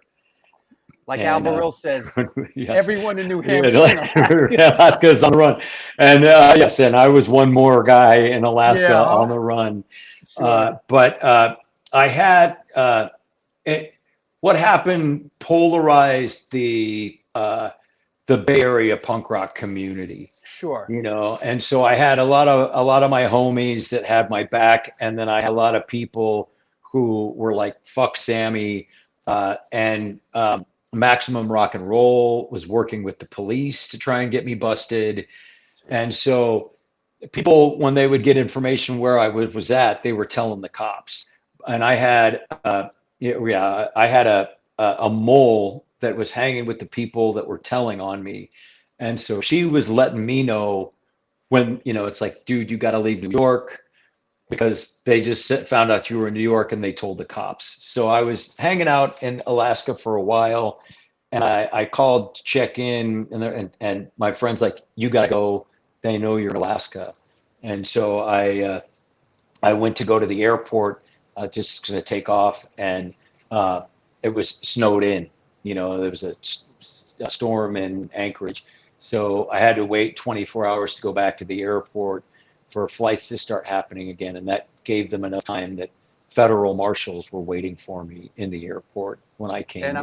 I'm sure when you say federal marshals, the emphasis is on plural there, because I'm sure in a situation like that, they rolled deep, right? Oh, and they were, they were good too. I mean, I walked in, because it wasn't, like if I'd walked in and there'd been a phalanx of fucking uniform cops, I'd have ran. But they had a guy working in a newspaper stand, a guy with like a briefcase and a business suit, and Yeah. the two people that first grabbed me, they looked like this middle-aged couple. He had like carry-on luggage and all that, and it was straight out of like something stupid, because he like, I'm looking around, but nobody's like really ringing any bells.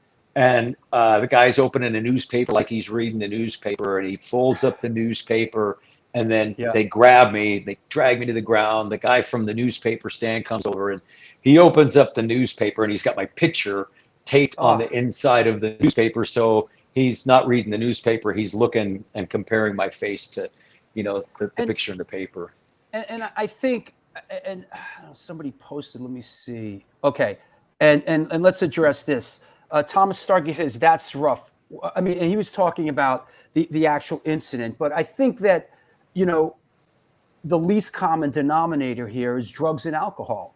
And you and I can openly talk about this. I've mentioned it on the show. I'm clean and sober, coming up on 13 years. You've been clean and sober over a decade.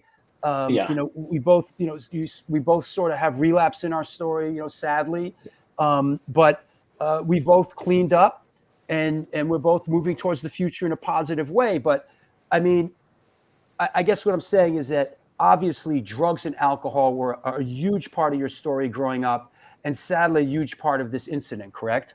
Absolutely. I mean, I think there's a lot of factors that contributed it, but I don't, I take responsibility for what I did, and it's, and like I said, I would do anything to take it back and change it, but I can't. If you take those factors, if you take the drugs and alcohol out of the story, it doesn't happen.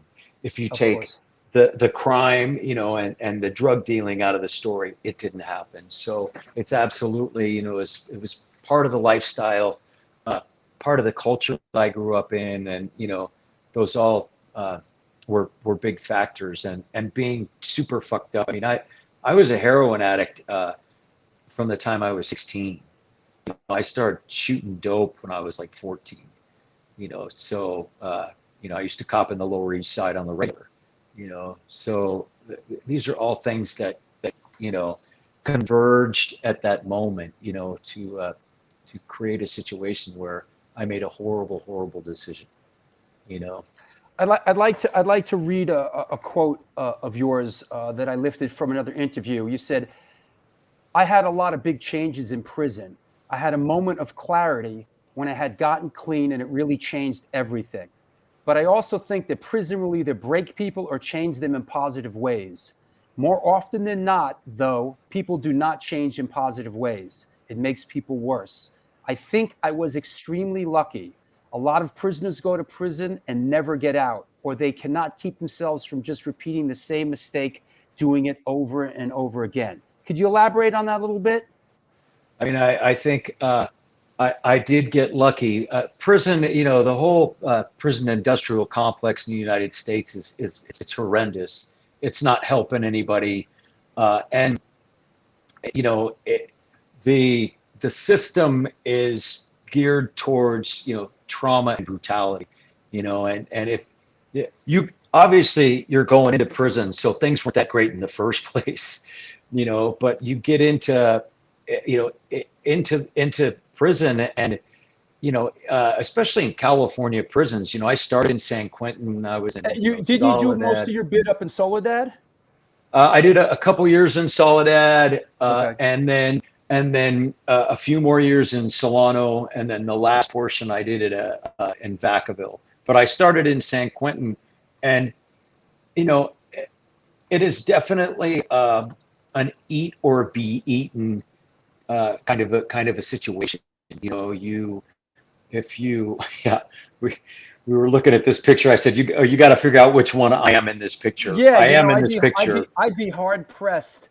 Let me see. Back row, 1, 2, 3, fifth on the back row. No, that's not bad. We all kind of look alike. I'm actually. Yeah. I'll just go ahead and tell you because it'd probably be hard to pick me out. I'm bottom row, kneel down, far right, sunglasses, long hair. No shit. Yeah. Wow.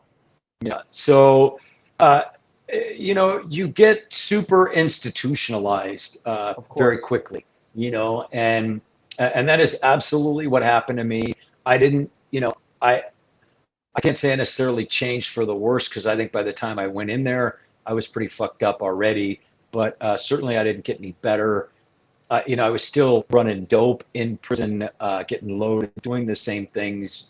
Got involved, in the politics, and I was that way for a number of years. Finally, what happened for me was that I got married, and my wife came in for our first conjugal visit. You got married. You got married while you were locked up. While I was locked up, yes. Okay. In California, it took a couple years to go through the process, but I got married, and in California they have conjugal visits. So my wife came in. I'd been down about 5 years at this point, and she came in, and they had this little apartment built in for the conjugal visiting. Sure. And here I am with my wife in this little apartment, coming right off the yard, and it was like I said, like you said, it was like a moment of clarity. It's like, okay, I can keep fucking around on the yard like I've been doing, and I will spend the rest of my life on the yard. Sure. Or maybe I can change things and have this life with my wife. And it was a huge wake up call. I'm forever grateful that happened. Because it very well couldn't have, and I'd still be on the yard today if that hadn't happened. And of course, like we discussed it, and like I said, there's such a vicious cycle that once you're in, it becomes once you're in, and you got to make a lot of people got to make their bones or whatever. They never get out. Yeah, yeah. I mean, and that happened. A lot of my homeboys, or even if they did get out, they don't know how to reintegrate into society. That even myself. Like I'd had this moment of clarity, this like sort of awakening, and I'm like, okay, I'm not fucking around anymore. I don't want to hurt anybody ever again. I don't want to, I want to try and like help people and do the right thing. And when I first got out of prison, the thing that I struggled with is people are rude out in society. Right. And people aren't rude in prison because if you're rude, That's interesting. It's like if you bump into somebody, you never say you're sorry, but you do say, excuse me, and you don't get lippy with anybody unless you're like ready to actually take it to the box right then, Sure. So for me, one of the hardest things that I had to deal with was people on the streets that are rude. That was like, I hadn't lived in a world like that. Welcome to the internet too, right? Which is a whole nother fucking world. Yeah. Oh my God, it's unbelievable.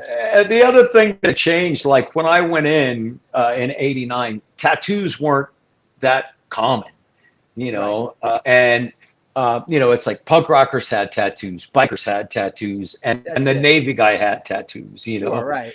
And I get out of your uncle that went to the Marines had one. Right. He has, Semper Fi, and I get out and like tattoo, it's like all of a sudden, like I go down in '89, it's like 96, 97, tattooing is everywhere, you know? And so Yeah. I'm like fucking, I'm in a coffee shop and there's a guy and he's like sleeve down, you know, and I'm like maybe a month out of prison, you know, I'm still like, I'm 210 pounds, you know, and still like trying to adjust. And I'm in line in a coffee shop and there's this guy and he's like completely sleeved down, you know, and I'm just trying to like make conversation. I'm like, oh, I said, who did your work? You know, and this guy just like gives me the dirtiest look. Like he was probably a tattoo artist because you know how they are, you know, he just like gives me this dirty, like, who the fuck are you? And I fucking snapped. I grabbed the dude. I'm shaking him. I'm like, I'm gonna, you know, and I'm screaming at him.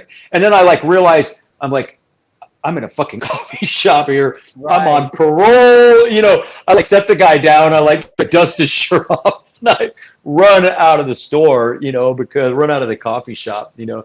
So I was lucky that I didn't end up going back to prison just for being stupid like that, you know. Yeah, and let's move on, and you know we'll take some questions at the end of the show, but let's get back into the tie that binds us all together and what brings us here on the show, which is music and community and culture. Now, when you came out, you know, after spending 8 years, did you have plans? Were you thinking, let me get back into music, let me get Fang back together? Like I know you got back together in like '87. Like how did that work out? So I had no plans about getting Fang back together, honestly, because like both, right. I knew, you know, that there was a lot of people who had a lot of hard feelings towards me. I understood that, you know, but there was a guy in the Bay Area. His name was Josh.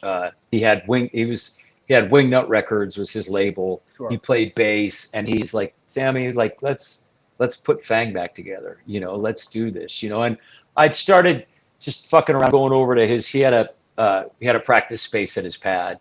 You know, and him and Turner Babcock, who played in Special Forces, he'd kind of show up, and we were fucking around, and you know, I was like, well, you know, fuck it, let's see what happens, you know. And so so we put the band. It was me, Josh, Billy, and Greg Langston. We put Fang back together, and then excuse me, but are these any of the guys that were in the final lineup before you went in? No, none of those guys. So, at the end, so you had to recreate it from the ground up again. Yeah. And Fang had, you know, like after Tom Flynn left in '84, I took over the band, and you know, from '84 till '89, I had, you know, a few different people playing with me. You know, like different guys, different bass players, different guitar players, different drummers. So is this Tom playing guitar here? That's Chris Wilson, the bass player. Got it. Okay. So when I put the band back together, it was kind of to test the water to see. It's like, okay, you know, to see what would happen. You know. Right. Also, like I felt that it was important to put myself out there in a way that it's like, if somebody has an issue with me, then like I'm not hiding from anybody. You know, on the one hand, but also like I'll sit down and have a conversation with anybody too. Mm-hmm. Like if you've got, you know, if you want to talk about what happened, we can talk about it. You know, right. And so the first show back, we played at the Trocadero in San Francisco with the Dwarves. Of course, it's like crazy show. I roll up there, guy Jorge who booked the show. He's like, dude, you got to come to my office, and I'm like, okay, what's up? And he said, there's been 10 death threats called in to the club. He goes, what do you want to do? I'm like, well, let's go and get a t-shirt and put a target on it so they don't accidentally shoot anybody else. You know, like I don't want anybody, you know, because I feel that there's a lot of, you know, no one can hate what I did. No one can hate me for what I did more than I hate myself. Right. You know, brother. And nobody can hurt me more than I can hurt myself. Nobody can hurt me more than I can hurt myself. And in any way that I can start a dialogue with somebody and sit down with them, and if they can come out of the other end of it and go, okay, you know, like maybe get a different perspective on things, you know, maybe change an opinion, or at least open their eyes to some a possibility of redemption, you know, and second chances, then I'm all about it, you know. In 1997, some members were moving back and forth, and I remember at the time hearing like Jim Martin from Faith No More is in Fang. How did that come about? That was so random. Like, what? We played a show in Seattle. So Billy was our guitar player. We played a show in Seattle, and I don't know exactly what the beef was, but as soon as we walked off stage, this dude got jumped, and he got stabbed up really bad, you know, right there at the club. This was an audience thing? Just an audience thing. Yeah. I heard stories later on that this guy had, you know, maybe ratted on these guys, and they figured he was going to be there, so they waited till we finished playing. But after that show, our guitar player's like, dude, it's like I can't keep doing this. It's too heavy for me. I'm a civilian. I need to tap out. Right? Yes, exactly. And so we were looking for a guitar player, and Jim had just quit Faith No More, like maybe 6 months before that. Right. And Jim calls me, and he's like, "Hey, I heard you guys are looking for a guitar player." And I'm like, "Well, yeah. Do you know somebody?" He goes, "No, Sam." He goes, "I want to play guitar for you." I'm like, "Why?" You know, like, dude. I mean, you know, you really want to? Like, he was just coming from stadium tours. Faith No More were fucking huge at that time. Right. Yeah, they had that big record. Those first two. Well, I think it was the second and third, because they had a different singer, of course, Chuck Mosley. Yeah. But those two records, man, were huge, man. Oh, they were coming from stadium tours, you know. And but Jim's like, dude, I've always loved Fang. I want to play in the band. I'm like, come on. I'm like, yeah, you are more than welcome. And I love playing with Jim. He was a fucking amazing guitar player. We did record 4 songs with him that are on a compilation. It's us, Dr. No, and a band from Texas called the Hellions. And the CD is called Fish and Vegetables. It came out years ago. So that's like the Jim Martin years of Fang, those 4 songs. And he was in the band for a few years. So he was, you know, great guy. And when you came out and you reformed Fang and you got rolling again, you were really pretty proficient. I mean, you really the output of stuff you guys did was pretty impressive, right? A couple albums, a couple years, a couple singles, right?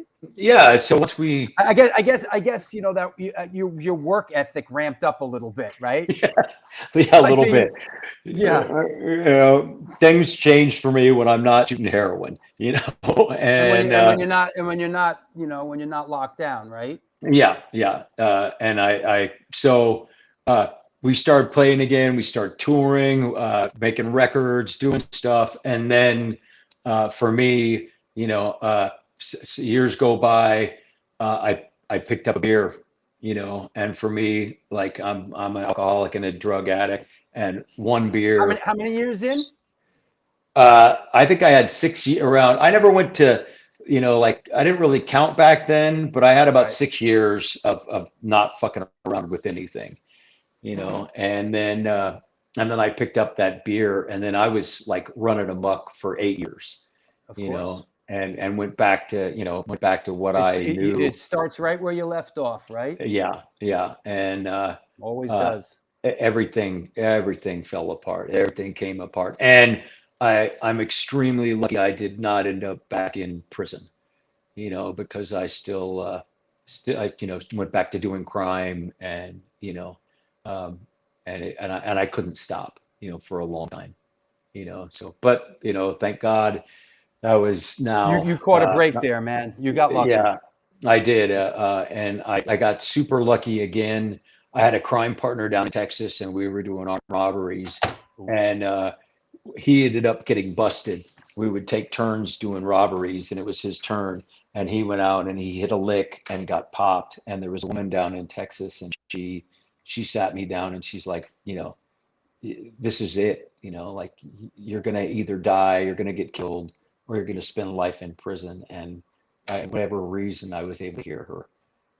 And so and you cleaned up a second time, Yeah. and didn't at some point I remember hearing that were you involved in did you rehab? Didn't you own a rehab, or were you involved in rehab? So I had after I got clean, sober living yeah, house. I had Sober a living men's sober living house, the Promise House in Oakland, that I opened up and I owned and operated for years. Took a lot of guys from jail, some guys from prison, and helped them like get on their feet. They would live with me for 6 months, a year. Some would live with me a couple years. Wow. And I ran that for years. And then we finally closed that down in 2018, and I moved to Southern California in 2019 and helped a couple guys down there open up a residential detox and rehab. And I went to work there as a drug and alcohol counselor. And also my fiance and I, we started producing and editing a podcast for them. It's a Transformations Recovery podcast. We've the owner of the rehab, Transformations Care, he's an old punk rocker. He's interviewed a lot of guys from the scene. They're clean now, like Jack Grisham from TSOL, Farrell from D-Cry, and my fiance and I will edit it and produce it and put it all together. And so so I worked there as a drug and alcohol counselor for a year, but I've been working in treatment for a long time. And I got burnt out on it, and I had to take a break. And so that's what facilitated the move to Tucson. That's where I live now. Although Fang is still based in Oakland. One of the guitar players lives in Mexico. Everybody else lives in Oakland. And so I go back and forth. And now here in Tucson, I just started volunteering at a rehab for Native Americans. And I go in there and work with the guys there, so that's. Let me ask you, what is the connection with this guy? Did he produce some Fang stuff? Is that right? No. Tim and I went to elementary, middle school, and for my short stint in high school together. Is that so? right? Yeah, so I knew Tim. There's a funny story about. That's awesome. I think he was like 11 and we were like 12, and we were at a sleepover at one of our friends' house, and it was all guys, and I made us all play strip poker, and I think we like stripped. We were cheating at cards, making him take all his clothes off. He's probably traumatized by that. But at any rate, I've known Tim since he was a little kid. And he got into the scene, Operation Ivy, but they were a little bit after Fang, and sure. They were the big Gilman band, correct? Yeah. Mm-hmm. They started at Gilman, but I've known Tim since since we were both little kids. That's great. I didn't realize that. I wasn't sure of the connection, but that's wild, man. Yeah, no, I mean like since we were little kids, and Matt Freeman as well too, obviously. It must be nice to see that the successes that they've gone on to. They've held it down, and that's really great. It was mind blowing, really, because I remember I was in Vacaville, and I heard Time Bomb on the radio, and to actually hear, well, the first punk rock I heard when I was in prison on the radio was Nirvana.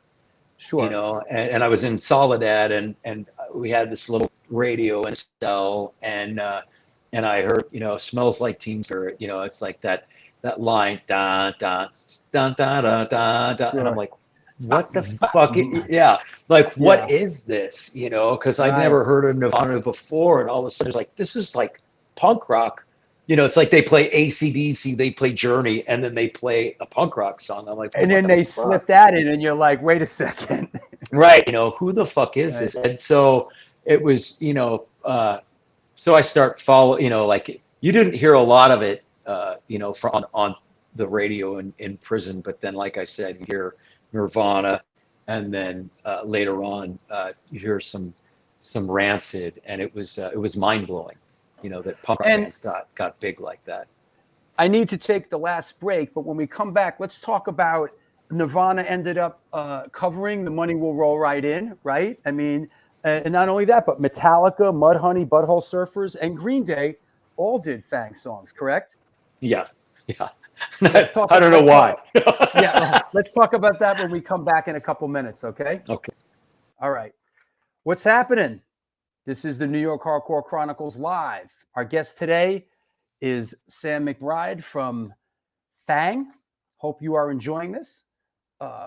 We are sponsored by New York Hardcore Comics, The Organic Grill, the Texas Silver Rush, Chain Reaction Records and Skateboards, DTFM Vinyl Distro, Chacho's Tacos, and since 1992, Generation Records have been a mainstay of the New York metropolitan area music scene. Today, they offer a diverse selection of new and used rock, jazz, indie, hip-hop, punk, hardcore, metal, blues, soundtrack, and, believe it or not, reggae LPs, as well as T-shirts, posters, and other merchandise. They buy used record collections and music memorabilia and will pay you top dollar for them. House calls made for large collections in the tri-state area. Call or email generationrecords@gmail.com and follow them on Facebook and Instagram. The Organic Grill is a vegan restaurant located in East Village, New York City at 123 First Avenue, featured in New York Magazine, New York Times, and the infamous Veg News. Their dishes have won numerous awards, including, yes, Best Veggie Burger. They make their own cheeses, sausages, and burger patties, and every dish on the menu can be made gluten-free. This year, they're celebrating their 21st anniversary, and they're all about having a great time while enjoying amazing, clean food. They have now fully reopened for businesses and look forward to seeing you. Get in touch with them and order some great food at www.theorganicgrill.com. Gotta mention, gotta do it. It would make no sense if I didn't. If you are enjoying today's show, please support the show. There is a Patreon page that enables this show to happen. There's different tiers. There's a $2 tier, a $5 tier, a $10 tier, so on and so forth. Your support is needed to make this show happen. Your support is what enables me to spend incredibly ludicrous amounts of time doing homework and focusing on getting guests and making this show as great as it is. So I love all patrons. I want to shout out the last couple patrons that have come on board: Linda Nardelli, Jeff Steiner, Marcos at Punk Oi Hardcore. Please support the show on Patreon. Also, there is a PayPal address there. If Patreon is just too much to deal with, and you just want to make a donation, it's stone412@aol.com. That said, just want to make sure everybody's okay. Martin Payne, excellent show. Thank you, Martin. Appreciate it. Chris Contos, I see you out there. San Francisco represent. You better come see us play when we play out there, man. That said, what else have I covered? Oh, yeah, of course, if you're coming in late, the A7 Back to the New York Hardcore Roots series is now being relocated a block away from the old CBGBs, right on the Bowery. Sunday hardcore matinees are back on the Bowery. Get your shoes and socks on, kids. It's right around the corner. We're going to be doing this. It is going to be great. I've come back from the future, and I can tell you that it's going to be great. And the first show that we are doing is Sunday, September 12th. It is free. If it's free, it's for me. Fang is playing. Antidote NYHC is playing. The Last Stand featuring Mike Scandato. The Ice Cold Killers with Joe and Joe. Ionis and Nothing But Enemies. Actually, I got to ask Sammy about Nothing But Enemies. I think they're out on tour with them and that whole bit.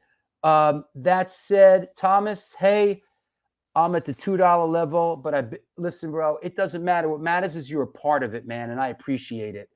Honestly, I am just thrilled that people support the show and we're almost 150 shows into it, and we're bringing on great guests like Sammy, and we're still doing it. Matt Gray, what's up, bro? We got to rehearse pretty soon. Get it together. Just want to make sure there's no drama. Everybody seems good. Oh, you're gonna move to New York City. You guys are doing great stuff. Yeah. All right. Hey, we're here, man. We are here. Let's take questions from around the world for Sammy. Please post them up. Let's do some questions. Here we go. Sammy Town. Hey, nothing but enemies, right? Oh, Boston band. Great. If you're from Boston, then you know Opie. And if you don't know Opie, then you ain't from fucking Boston. Opie sings for Nothing But Enemies. A great bunch of guys. I'm super stoked. We're going to be going on tour with them. We've got like 10 dates from starting in Florida all the way up to our last shows in New York City. So it'll be the first time we've played since the pandemic started. And we're playing with you here in New York. Yeah. And then we're in playing California. With you out here. We're doing Alex's. Now, I've never been to Alex's bar. Oh, it's a good place. Good venue. Alex, super nice guy. He's definitely supporting the scene for a long time.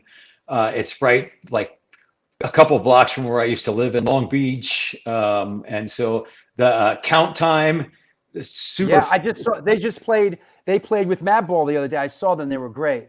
Yeah, great fucking LA hardcore band. And Ascension are a Long Beach staple. Been around forever. Awesome band. Yeah.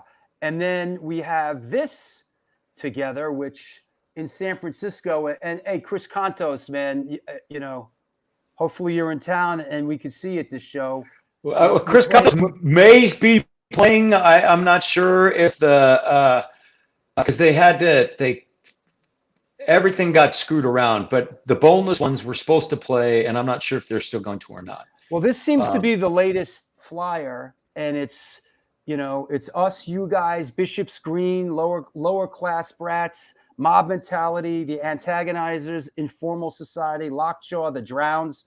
This is happening up in San Francisco on Saturday, October 9th. So we're playing a bunch of shows together. Go figure. Yeah. Huh? Yeah. No, it's going to be awesome. I really look forward to it. It's been good that we can help each other from coast to coast. Yeah. Absolutely. And Todd Hamilton, formerly of Warzone, says, you got to bring the Antidote Fang mini tour to Phoenix, Scottsdale. Last time I saw Fang was at the Rogue in Scottsdale about 7-8 years ago. Yeah. Yeah. All right. Good, Chris Contos. Good. Glad we're going to see you out there. Hey, Chris, I love you, bro. Yeah. Let's see. Let me see what before let's address this.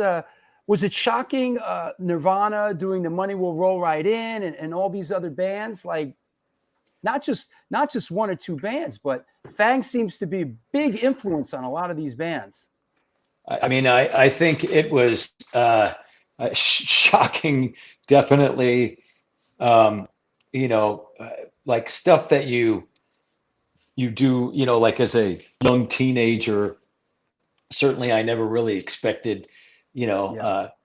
Punk rock to become what it did, Nirvana to become what they did. And so it was such sort of an honor that these bands that just made such a huge impact on music in the world, actually had listened to us and played us, Metallica was a little bit easier to understand because Bay Area. We were friends with those guys, and there was a big metal punk rock crossover scene in the East Bay, especially, so it's like we all grew up together. We all partied together, so Metallica was a lot. And Green Day, when they came along, they were, I didn't know those kids, but, they were from the East Bay, and so, that made a little more sense. Nirvana, though, that was bizarre to me. I saw some footage of them playing like in some big festival in Europe, Nirvana, and they were doing that song, and it was like, wow, to Yeah. be in front of like 100,000 people. Right. You know? So You know, and that still blows me away because yeah, Cliff Burton, he was the is fucking that right? shit. The Yeah, Metallica. Yeah. So was there? I mean, in San Francisco at that time, I'm assuming, you know, there was a lot of cross pollination between sort of the thrash guys, the punk guys, and was there a lot of crossover? Did you go to any of those early thrash shows and stuff? Dude, yeah, we used to play with Exodus, and you know, like there was, especially in the East Bay, not so much in San Francisco, but that promoter, Wes Robinson, that did the infamous Misfits Elite Club show, he started promoting and booking shows at a club called Ruthie's Inn. It was right on the Oak. Is that legendary? Legendary. He did the Day in the Dirt, the Eastern Front, Sure. and he really was very integral to the whole sort of meshing of punk rock and metal in the East Bay. You know, he and we all. I know in some scenes there was tension between like the metalheads and the punk rockers early on, but that wasn't the way it was in the like we were all crossover kids. Chris Contos, you know, that was like it was the epicenter for the crossover scene, you know, because we all partied together, you know, and we'd all like go to high school parties and steal the keg and run out together, you know. It's like because fuck the regular kids, you know. It was like long hairs and mohawks, you know, and we all fucking ran amok together, you know. Robert Hogg in Ireland, I believe. Yeah. Hi, Sammy. Met you at Blackpool when you played Rebellion Fest. You were sound. Took time to talk. What did you think of Rebellion? I love Rebellion. I really I want to get back there. I really like to play again. Hopefully, as things progress and we get more of a lid on the COVID situation, we'll be able to come back and play. I love Rebellion. Also, the Temple of Boom in Leeds. Awesome fucking place to play. You know, and I really look forward to trying to come back, you know, hopefully next year. Was it a little while before you could move from country to country freely? Did that take some work?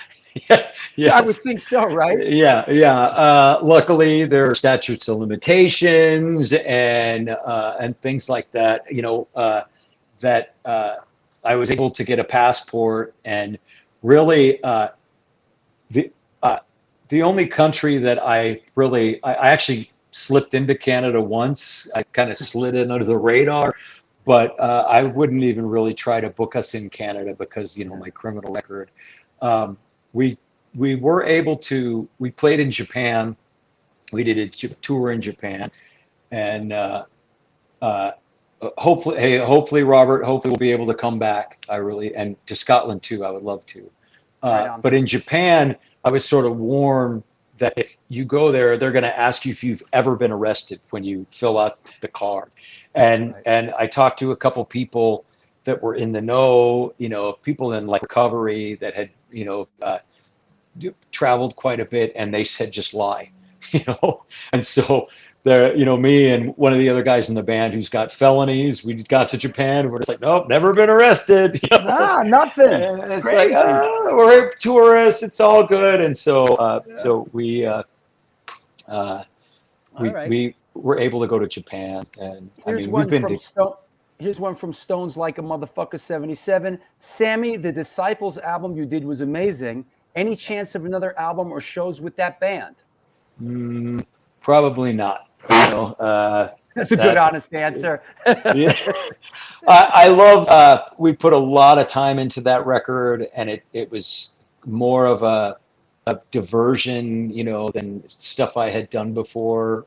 It was, you know, it was a lot of fun, but I doubt we'll ever do a Disciples reunion, you know, unfortunately. You know? Here, like Heg said, never been arrested in Japan. Yeah, right.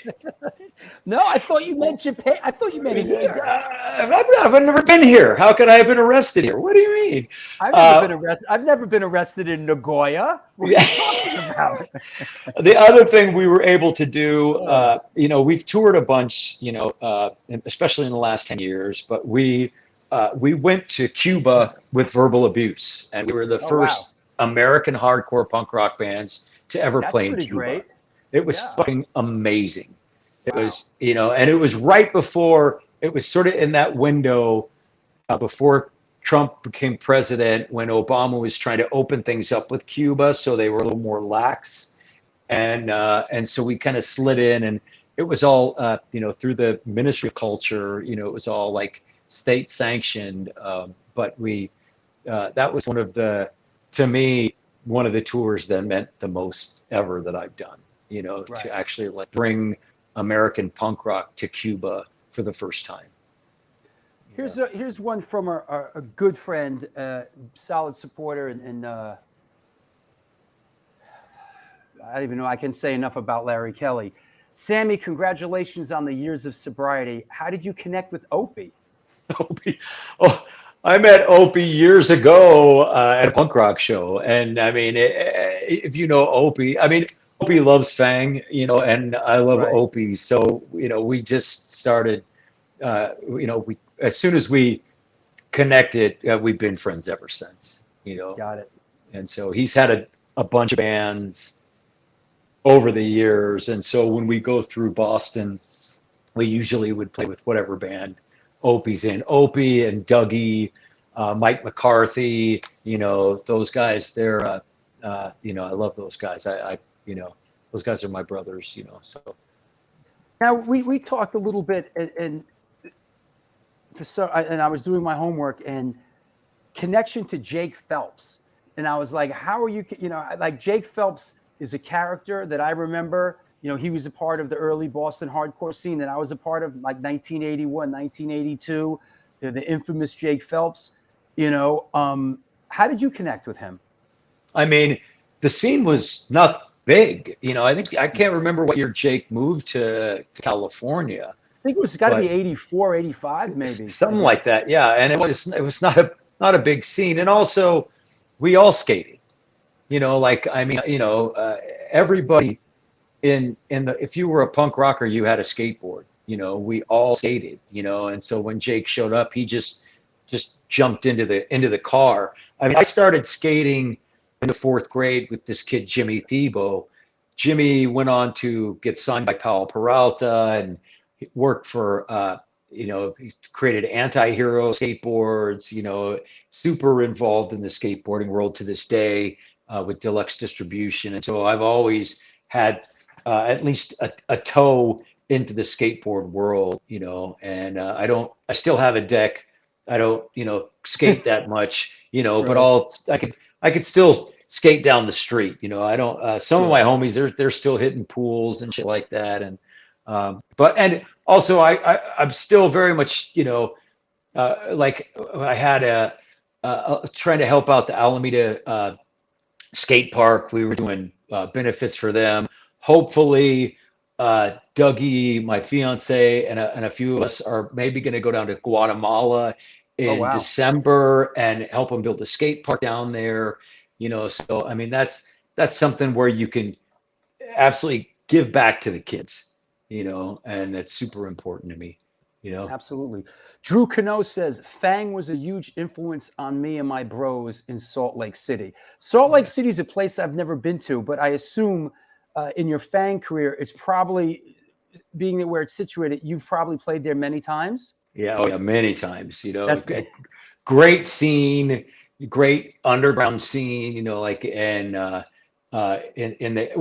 it's always been a great scene. It's all, because I think the Mormon overtones of Salt Lake City, there's always been this great underbelly of punk rock that has existed in Salt Lake City. Makes sense. Larry Kelly says Jake Phelps' father lived in Sausalito. He used to go to Cali a lot before he finally moved there. Okay, yeah. That makes sense. That makes a lot of sense. And your bandmate Brandon says, what's he talking about? Going to Cuba? You had to go through Mexico? Yeah. Yeah, you Okay. couldn't go directly to Cuba. So we toured with this band Corrosion out of Merida through Oh, I love it. Mexico. I love that name. That's great. Yeah, and they were awesome, great Yeah. guys. We've toured in Mexico a bunch since then, Right. and we had to slip over to Cuba from Mexico because you couldn't fly directly from the U.S. and you still can't. I mean, this is sort of a little bit. I mean, all the covers these bands did is the paperwork in order on your end, or is this another tragic story of I've never seen a penny from it? The record company, like The one that we not actually that we're counting did, anybody else's money here, but it is the one we did make a little bit of money from was Green Day. Green that's Day actually, yeah, they actually, certainly, I made, not like a lot of money, but but what we made from Green Day is far more than I've made off all the other Fang records put together, times 10, something like that, yeah. So Green Day did come through, and we did make some money from Green Day, That's good. At least, yeah. At least it's not another fucking tragedy, right? Yeah, and you know what? To me, even if I know that people have their own, opinions about that, but I don't really trip about shit like that. Like I feel that it's, like people do bootleg Fang shit. I'm like, fucking knock yourself out. It's Hey, you're from San Francisco. You have that sort of Grateful Dead mentality of which is, you know what? Let them come and tape it. They'll trade the tapes. It'll bring more people to the party. Right. Exactly. And Metallica, and I reference the Grateful Dead here in a very positive light because Metallica basically took that business model as well. It's like let the people, let's trade tapes, let's do this, let's do that, and it brings people to the party. Right. And it works for a lot of bands. No sense tripping on it. It's like, hey, some bootleg shirts. People are going to see it, and then you got to hope that a couple of them are going to go. You know what? Let me go buy that record. Right. And to me, it's like I don't and never have played punk rock music for money.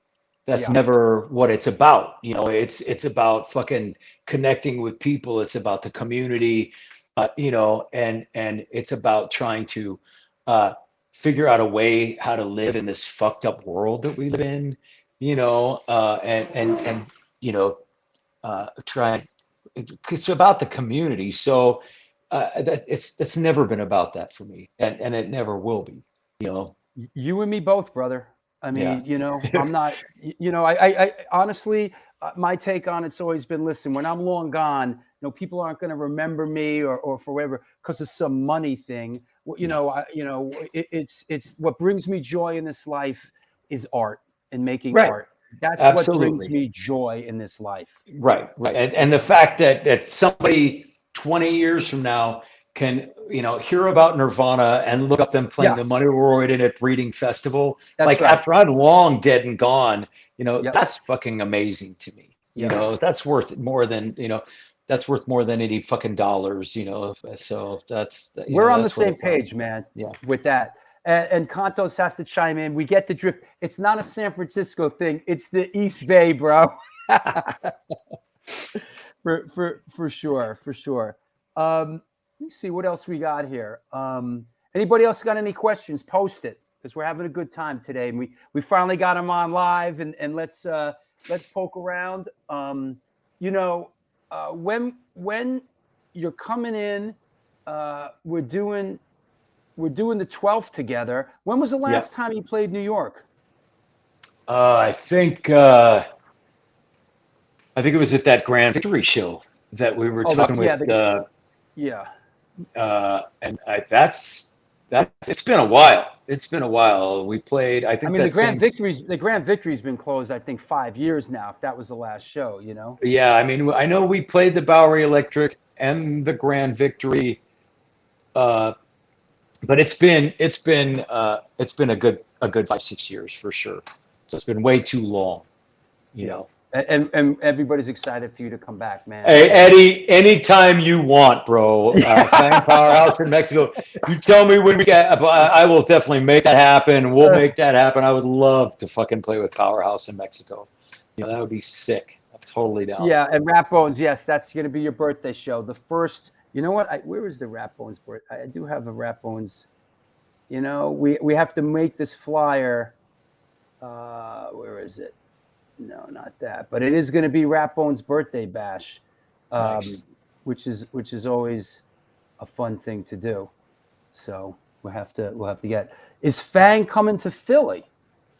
We are. We're playing with Bad Luck 13. Oh boy, it's a party. And Wide Eye. It's a party now, bro. Yes, Bad Luck 13, Wide Eye, Fang, and Nothing But Enemies at Kung Fu Necktie. Wow. It is I think Wednesday, I don't know, 8th or something. Wait, don't I have? Wait, I have. Yeah, Where's my it's Fang the stuff? Hold on. tour. Let's see. Yeah, where's the Wednesday the 8th, Kung Fu Necktie. We're going to make Bad Luck 13 play last because they always do such a mess all over the fucking stage. I can't believe they could still do it down there. Oh, I mean, come on. They're local heroes, you know. I mean, I love those guys, you know. And I'm Wide Eye. Hopefully, we got maybe a 7-inch split with Wide Eye in the mix because they've recorded some new stuff. So hopefully that will be coming down the pike. It's before too long. Yeah. And, wow. Cool. Oh. Now, is this pretty much the current lineup? Yeah, that's the current lineup. Mike, the drummer on the far right, he's no longer with us. He had to. I guess at this point you don't sweat it, right? When somebody can't make it, you know, it's okay. We'll find somebody else, right? Yeah, you know, I mean, and it's that's good and bad. You know, I mean, Yeah. it always blows me away when bands like Aerosmith. I think Aerosmith still has all their original members and they all still play. Like, how the fuck can you do that? You know, I think they're like the only one, right? I mean, I think they might be at this point. You know, you know. So I mean, there's good parts about it and bad parts. Fang's had a lot of different members over the years. You know. Hey, a couple of pictures before we check out here, heading down the home stretch. Once again, if anybody has any questions, post it now. But we're going to start wrapping it up. I always like to put up the pictures. Give us a little background. Is this? Hold on, should come up. Is this? I think I have a note. Is this Europe? What is this here? Yeah, that was so. Fang moved to Germany in 1985, and that was probably in the Schlachthof. But yeah, in 1985, I moved the band to Germany. We lived there for a year, toured, recorded. I did a lot of interesting things with my hair, obviously. And, you know, Looks like you're having a really good time. I love Germany. You know, I do too. Germany's great. Great to tour. You know. So good for us. You know, we showed up there and it was like, and we just, you know, and we stayed for a year. You know, we lived in Bremen, and it was it was just incredible. Scene there was so good. There was, you know, I loved it, and so we went back a lot. You know, after that. Did you ever, our resident graffiti artist, did you ever write graffiti? I've painted a few walls, but I've never done a lot of writing. You know, like some of the guys. I know that if I wish I had that picture. When we first got to Baltimore, the first time we came through, we had Danny Higgs, who later on, you know, became a pretty famous tattoo artist. He was a graffiti artist kid at that time in Baltimore, and he did this big, huge piece on our van. I got a picture of it a while back, but you know, and when I first started coming to New York too, I was hanging out with Futura 2000. Sure. And, you know, some of those old graffiti artists, down in the Lower East Side. Futuro lived with this dude Gerb, and there was some connections with the family on the West Coast. So yeah, it's Pete always been a Markowitz. part. Pete Markowitz asks, "You ever going to play songs off America's Most Hated or what?" So, well, Pete, when you and I are alone and I've got the ukulele, you can sit on my lap and I'll play every song you want off America's Most Hated. I mean, not to pull it back into this, but what was the first thing you did when you walked out of the gates of prison, apart from a McDonald's? The first thing I did, I was married, so my wife was driving, and we drive off the prison and grounds, and we're getting on the freeway, and I'm screaming, "Slow down, slow down!" And she's like, "We're going like 20 miles an hour. You need to just chill the fuck out." But I hadn't been in a car in years, and so I think probably the first meal we probably went and got Mexican food, because like I'll eat a burrito every day. And so Sure, you West Coast guys, yeah, and right, and over here we eat pizza every day, right? right, So, yeah. You would, people like going to get pizza, go get a burrito. Yeah, that was a great question. Really, really good. Was when you came out, was there a big jump in technology? Was it Yes. really hard to get reacclimated? Just like, what is this? Well, this is debit cards, that was a brand new thing, and cell phones and computers. They had like personal computers were just starting to, not everybody had them, but it wasn't long after before they were, but yeah, debit card, nobody carried cash. I'm like, dude, what? Like, what the fuck is this? We go to a gas station. And now we live in a world where like nobody carries cash. Yeah.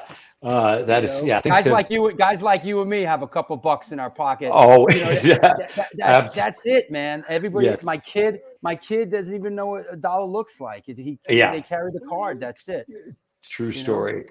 That's crazy. The whole cell phone thing, that had just, there were cell phones when I got out. They weren't like, what they became now. You got a mini computer in your hand, but still, shit like that was pretty mind blowing. Was there anybody from the early days that you were involved in musically, that any unsung heroes, anybody who you felt like, wow, these guys are friggin' great. They're going to be you. And then, I mean, we all have a couple of those, but I'm just curious from sort of that Bay Area scene. Was there anybody that you were like, wow, these guys, any unsung heroes looking back? I mean, there's two of my favorite bands from back then were peers of ours, but Tales of Terror from Sacramento. They put on it was sort of like if you mixed Bad Brains and the Dead Boys as far as their stage show. They were mind-blowing live. Sure. Put out one record and then crashed and burned. And then Code of Honor. Code of Honor I've heard of, yes. Yeah, Code of Honor, fucking amazing band. And Sick Pleasure, but I mean Nikki Sicky, who's still one of my best friends, plays in Verbal Abuse. But I mean Sick Pleasure, fucking great, it's just a great band, Right. Let's keep marching forward. Carl Serio. I first heard Fang on Not So Quiet on the Western Front. How did that all come about? That's a huge compilation with a lot of bands. I remember being young and trying to get through the whole thing. It was like, what the fuck? I mean, how did you end up on that? Tim Yohannan, who, he did Maximum Rock and Roll. He had a radio show before he started Maximum Rock and Roll. He just went out and gathered all the Bay Area punk rock bands, and pretty much there wasn't that many bands, honestly. That was a pretty good slice of what was going on in the Bay Area at that time. As far as punk rock went, there was not nearly as many bands back then as there are now. So Tim Yohannan and I never saw eye to eye, but he Oh, still you too, huh? no, yeah. So, but he did invite us to be on the compilation, even though he didn't really like me a whole lot. I was kind of on the more on the thug crime drug side of punk rock, and he was very political, and so Yep. yeah. Will the Resistoleros ever come back? That's more of a possibility than the Disciples. I would love to do a Resistoleros reunion show. We are pretty spread. We did one Resistoleros reunion show about, God, I don't know, it's probably been about 8 years ago. But at least all the guys are still alive and available. So maybe someday I would totally love if that ever happened. Yeah. Okay, let's wrap it up with this. And I mean, it's a fielder's choice here.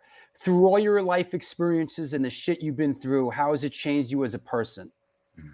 Sitting here right now in 2021. I mean, how has it not changed me as a person? I don't, that's a great question. I think that I know for me, it has to be about doing something for somebody else. Like when I sit down with those guys over at the rehab here, it's like that's what it's all about. When the relationship I have with my children, that's what it's all about. Going out and playing music live and connecting with people. That's what it's all about. That's something that has always been there. But certainly, through all the things I've been through, I hope that I'm not judgmental. That who the fuck am I to judge anybody? After the things that I've done and seen, I hope that I can be, far more open-minded than I used to be. And I hope that too, I can help somebody. I certainly know lately, because of the way things have gone, in some ways I'm far more political than I used to be. And that, when it comes to, human rights, when it comes to, sexism, racism, situations like that, I'm very vocal and trying to be part of the solution. And trying to use my voice in a positive way. Those are things that are different for me from when I was young, for sure. When it was all about, just getting fucked up and doing crap, live fast, die young, Right on. Hey, Rat Bones, you out there? Or Sid, do you have anything, Sid? No, Sid's good. Let me see. Well, I got anything for Sammy, Rat? Yeah, man. Just that was so cool. I can't wait to meet you. I feel like I already know you, in some odd way. Like I definitely know who you are. We looked up to, we were deep into Fang. It's gonna be awesome seeing you in September. Yes, absolutely, brother. Yeah. All right. What a ride our lives have been. I like being a fan of this show, even though I'm on it a lot. A lot of times today it was like that, where I walked through that walk just now too. Like I remember those times when it was like living in shady buildings in Detroit and just like doing whatever you had to do to survive. And like, that's what it was, man. And here we are. It's awesome. Every day's a blessing. So, right. Yeah. That's Thanks, Rat. I'll talk to you in a bit. Oh, hold on. Wait, no. You know what? Whoa. I got one last thing. I only showed the front of this one before. The back. I had to show it, bro. All right. Also, Sammy, I got this for you. Nice. All right. Awesome. I always need something to read when I'm on tour. So. I've read it, and look, same MO. How I read it: sitting up all night, sleeping till breakfast, sleeping till lunch, getting up, working out, going back to bed. We all there. You go. Life on the brick, life in the yard. All right, Rat. We'll see you guys later, man. I'll see you in September, bro. That's right. Got some good people here, man. So I want. Hey, Billy, see you in fucking Baltimore. Is that right? Billy's a Baltimore guy. Billy Whitfield, yeah, Baltimore's own. Awesome Yeah. guy. Hey, you want to shout anybody out on the way out? I just want to thank you so much for coming on the show. I really enjoyed No, it, man. thank I you really so much enjoyed for having you on. me, man. I really look forward to playing with you guys. It's going to be a blast. You know, I don't know. You know, it's just I feel really grateful to still be playing punk rock. That the New York Hardcore Chronicles is still going on, and that we're going to be playing some shows together. Fantastic. Talk to you soon, man. Have a good night. All right, bro. You too. Take care. Bye-bye. Well, there you have it. Great show. That's what we do here. It's the New York Hardcore Chronicles Live. I really personally enjoyed this show. I really, really did. You know, it was great having Sammy on. Want to remind everybody once again, before we sign off, that the New York Hardcore Chronicles, Back to the New York Hardcore Roots series has moved to the Bowery Electric. Our first show is going to be Fang and Antidote NYHC, The Last Stand. It's going to be great. You know, we're moving forward. Thank you, Joe Frank. It was a great show. Yeah, man. One of the best shows of the 150 we've done. Well, that is well, thank you so much. I appreciate it. And you know, once in a while I get a guest on that I just connect with and just feel real comfortable talking to. And you know, we can just sort of freestyle it. And today was like that. I got to shout out Chucky, who sent me this picture during the show, who was actually watching the show on the big screen. So he sent me that picture. I'm always curious how people watch this show. You know, people watch it on the big screen in Europe. It's like, wow, I don't want, you know, wow, I'm not worthy. Thank you so much. Rue on the Loose. Great show, Drew. Till next time, be good and safe and cough cool. All right. Larry Kelly, love you, bro. Yes, Lori Dawn. Down but not out. I always have a plan B. Always, always, always have a plan B. So that said, who's up next? The big Biohazard show's coming up on Sunday. It's going to be a big one. So looking forward to that. Have a good night, everyone. Thank you for the support. Until next time, do good things will come to you.